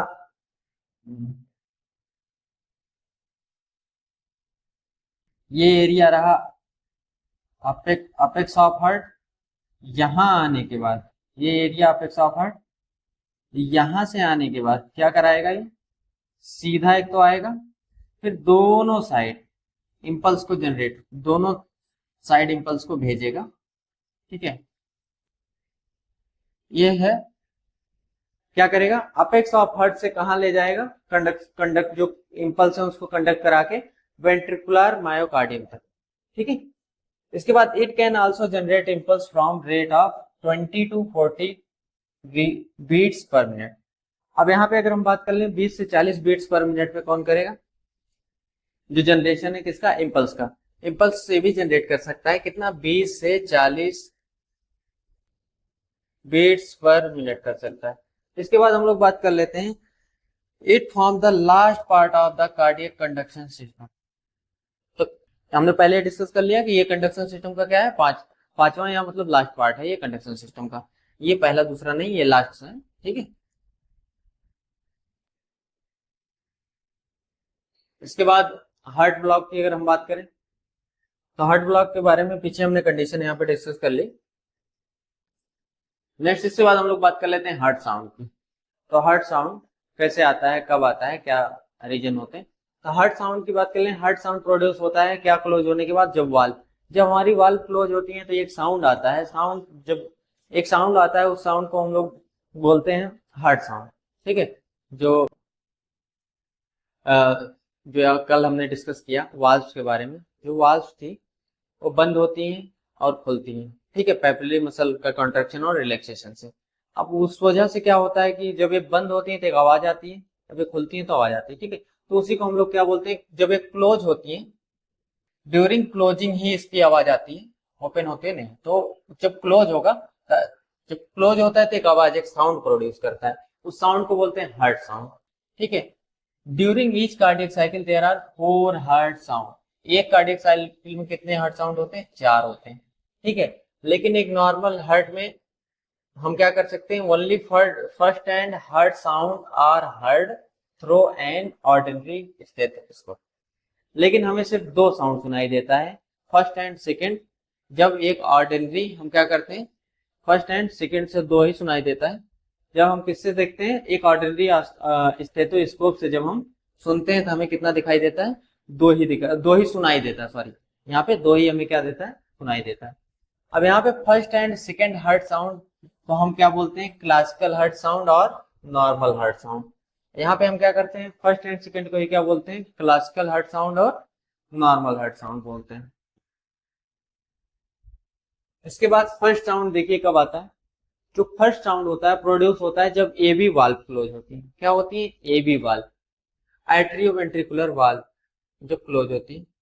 क्या क्लोज होती है? ये जो वाल्व होती है यहाँ की, ये जब क्लोज होती है, ये एट्रियोवेंट्रिकुलर वाल्व जब क्लोज होती है तो एक साउंड आता है, उसको हम लोग फर्स्ट साउंड बोलते हैं। और फर्स्ट साउंड जो होता है उसको हम लोग क्या बोलते हैं? लब साउंड। क्या बोलते हैं? लब साउंड। सेकेंड को हम डब बोलते हैं, इसको हम लब बोलते हैं। जब वेंट्रिकुलर सिस्टोल होता है, स्टार्ट होता है, तो उस टाइम जो साउंड आता है वो लब का साउंड आता है। किसकी वजह से आता है? यहाँ पे जो ये भी वाल्व्स हैं क्या हो रही हैं? क्लोज हो रही हैं। ये भी वाल्व्स के क्लोज होने से, ठीक है, एक साउंड आता है, उस साउंड को हम बोलते हैं लब साउंड। वो पहला साउंड होता है हार्ट का। ठीक है। और इसकी ड्यूरेशन जो होती है 0.10 से लेके 0.17 सेकेंड। ठीक है। अब सेकेंड साउंड की बात कर लें तो ये प्रोड्यूस होता है क्या? Close semilunar valve. Semilunar valve basically हम 2 वाल्व को यहाँ लेंगे, एक पल्मोनरी वाल्व होगा, एक एरोटिक वाल्व होगा। ये जब पल्मोनरी और एरोटिक जब साथ में बंद होती हैं, जब साथ में क्लोज होती हैं, तो एक साउंड प्रोड्यूस करती हैं। उस साउंड को हम बोलते हैं क्या? Dub sound. क्या बोलते हैं? Dub sound. उसको हम क्या बोलते हैं? Dub sound. तो एक हो गया लब साउंड, दूसरा क्या हो गया? डब साउंड हो गया। अब इसके बाद इसमें हम बात कर लेते हैं, ये सेमिलुनार वाल्व के क्लोज होने से जो है क्या होती है? साउंड आती है। ठीक है। और इसके बाद किसके? At the beginning of ventricular systole. जब वेंट्रिकल सिस्टोल करता है तो उसी टाइम में साउंड आता है। इसका ड्यूरेशन की बात करें तो 0.10 टू 0.14 सेकेंड। ठीक है। इसी सेकेंड साउंड को हम डब बोलते हैं। ठीक है। इसके बाद थर्ड साउंड की हम लोग बात कर ले। 4 साउंड आते हैं जिसमें से 2 तो नॉर्मल थे, नॉर्मल की हमने बात कर ली। अब ये जो है ये नॉर्मल साउंड में भी आते हैं। तो ये थर्ड हार्ट साउंड कब होता है? इसको हम बोलते हैं वेंट्रिकुलर गैलप। ठीक है। ये कब अकर होता है? जब रस करता है ब्लड, कहाँ? वेंट्रिकुलर फिलिंग में। जब वेंट्रिकल्स भर रहे होते हैं तो उस समय जो ब्लड होता है वो रस करता है, लीक आउट करता है, तो उस टाइम एक साउंड आता है, उसको हम लोग बोलते हैं वेंट्रिकुलर गैलप। क्या बोलते हैं? वेंट्रिकुलर गैलप बोलते हैं। इसके बाद it generates due to the vibration of ventricle valve in condition like heart failure. कैसी कंडीशन में आएगा ये साउंड? हार्ट फेलियर की कंडीशन में। ठीक है। ये वाइब्रेशन की वजह से आएगा। किसके? वेंट्रिकुलर वाल्व्स में जब वाइब्रेशन होगी, वो वाइब्रेशन वाली जो साउंड होगी उसी को हम लोग क्या बोल रहे हैं? वेंट्रिकुलर गैलप बोल रहे हैं। ठीक है। वेंट्रिकल में वाइब्रेशन हो रहा है। किस कंडीशन में आता है? जब हार्ट फेलियर होता है या वाल्वर रीगर्जिटेशन होता है। जब वाल्वर रीगर्जिटेशन होता है या हार्ट फेलियर होता है, ऐसी कंडीशन में ये साउंड हमें सुनने को मिलता है। इसके बाद अगर थर्ड साउंड नॉर्मल कब माना जाता है? 30 साल से नीचे की एज में अगर आ रहा है तो उसको हम नॉर्मल मानते हैं, बाकी इसके बाद एबनॉर्मल मानते हैं। इसके बाद हम बात कर लेते हैं फोर्थ साउंड की। तो फोर्थ साउंड की बात कर ले, ये कब ऑडिबल होता है? सिर्फ और सिर्फ पैथोलॉजिकल कंडीशन में, डिजीज कंडीशन में। कब कब होगा? डिजीज कंडीशन में। डिजीज कंडीशन में कौन कौन सी? जैसे कि यहाँ पे कार्डियक हाइपरट्रॉफी। क्या है? Cardiac hypertrophy. तो कार्डियक हाइपरट्रॉफी में क्या होता है? हमें ये साउंड देखने को मिलता है, फोर्थ साउंड। ये प्रोड्यूस कब होता है? आर्टेरियल सिस्टोल के दौरान, अगर यहाँ पे कोई रुकावट पैदा होती है वेंट्रिकल फिलिंग में। ठीक है। आर्टेरिया सिस्टोल किया लेकिन वेंट्रिकल कुछ रुकावट पैदा कर रहा है नीचे से, आर्टेरिया सिस्टोल कर रहा है वेंट्रिकल रुकावट पैदा कर रहा है, आर्टिया सिस्टोल कर रहा है, वेंट्रिकल रुकावट पैदा कर रहा है, उस समय एक साउंड आएगी, उसको हम लोग बोलेंगे क्या, फोर्थ साउंड। इसको हम लोग फोर्थ साउंड बोलेंगे। ठीक है, ये कब आती है, पैथोलॉजिकल कंडीशन में, जैसे कि कार्डियक हाइपरट्रॉफी हो जाती है तब। इसको हम लोग बोलते हैं फिजियोलॉजिकल आर्ट्रियल साउंड या फिर एट्रियल गैलप बोलते हैं। इससे पहले हमने वेंट्रिकुलर गैलप बोला था क्योंकि वेंट्रिकल में रस हो रहा था, जो भी था उसके फिक्शन की वजह से साउंड आ रहा था, लेकिन यहाँ पे एट्रियम की वजह से साउंड आ रहा है, इसलिए हम उसको बोलेंगे एट्रियल गैलप। तो यहाँ पे ये चौथा हार्ट साउंड होता है। इसके बाद हम लोग बात कर लेते हैं हार्ट मर्मर्स और कार्डियक मर्मर्स या फिर कार्डियक ग्रोथ बोलते हैं। एक एबनॉर्मल हार्ट साउंड जैसे कि क्या आएगा, क्लिकिंग, रसिंग और गर्गलिंग। ये ऐसे इस तरीके के अगर नॉइज आ रहे हैं, कैसे कैसे नॉइज आ रहे हैं, कार्डियक मर्मर्स, कार्डियक ग्रोथ या फिर हार्ट मर्मर्स, तो इसमें साउंड जो आता है क्लिकिंग का आएगा, रसिंग का आएगा, गार्गलिंग का आएगा। किसका आएगा, क्लिकिंग, रसिंग या फिर गार्गलिंग जैसी नॉइज अगर आ रही है तो, ठीक है, ऐसी आवाज अगर आपको सुनने को मिल रही है, ठीक है, before, between, after the normal heart sound, जैसे कि लब डब नॉर्मल हार्ट साउंड आया, इसके बाद भी ये आवाज अगर सुनने को मिल रही है, इसको हम बोलते हैं क्या, हार्ट मर्मर्स या कार्डियक मर्मर्स। इसका कारण क्या होता है, काजेज इसका होता है वाल्वुलर डिजीज, मतलब वाल्व्स खराब हो गई, वाल्व्स में स्टेनोसिस आ गया है, वाल्व्स में जो है इनकम्पेटेंसी आ गई है, तो उस कंडीशन में फिर देखने को मिलेगा, जैसे कि स्टेनोसिस, इनकम्पेटेंसी आ गई, सेप्टल डिफेक्ट आ गया, वास्कुलर डिफेक्ट आ गया, तो ये सारी चीजें हमें देखने को मिलती हैं जो है। तो हम एक बार देख लेते हैं हमने आज क्या क्या डिस्कस किया।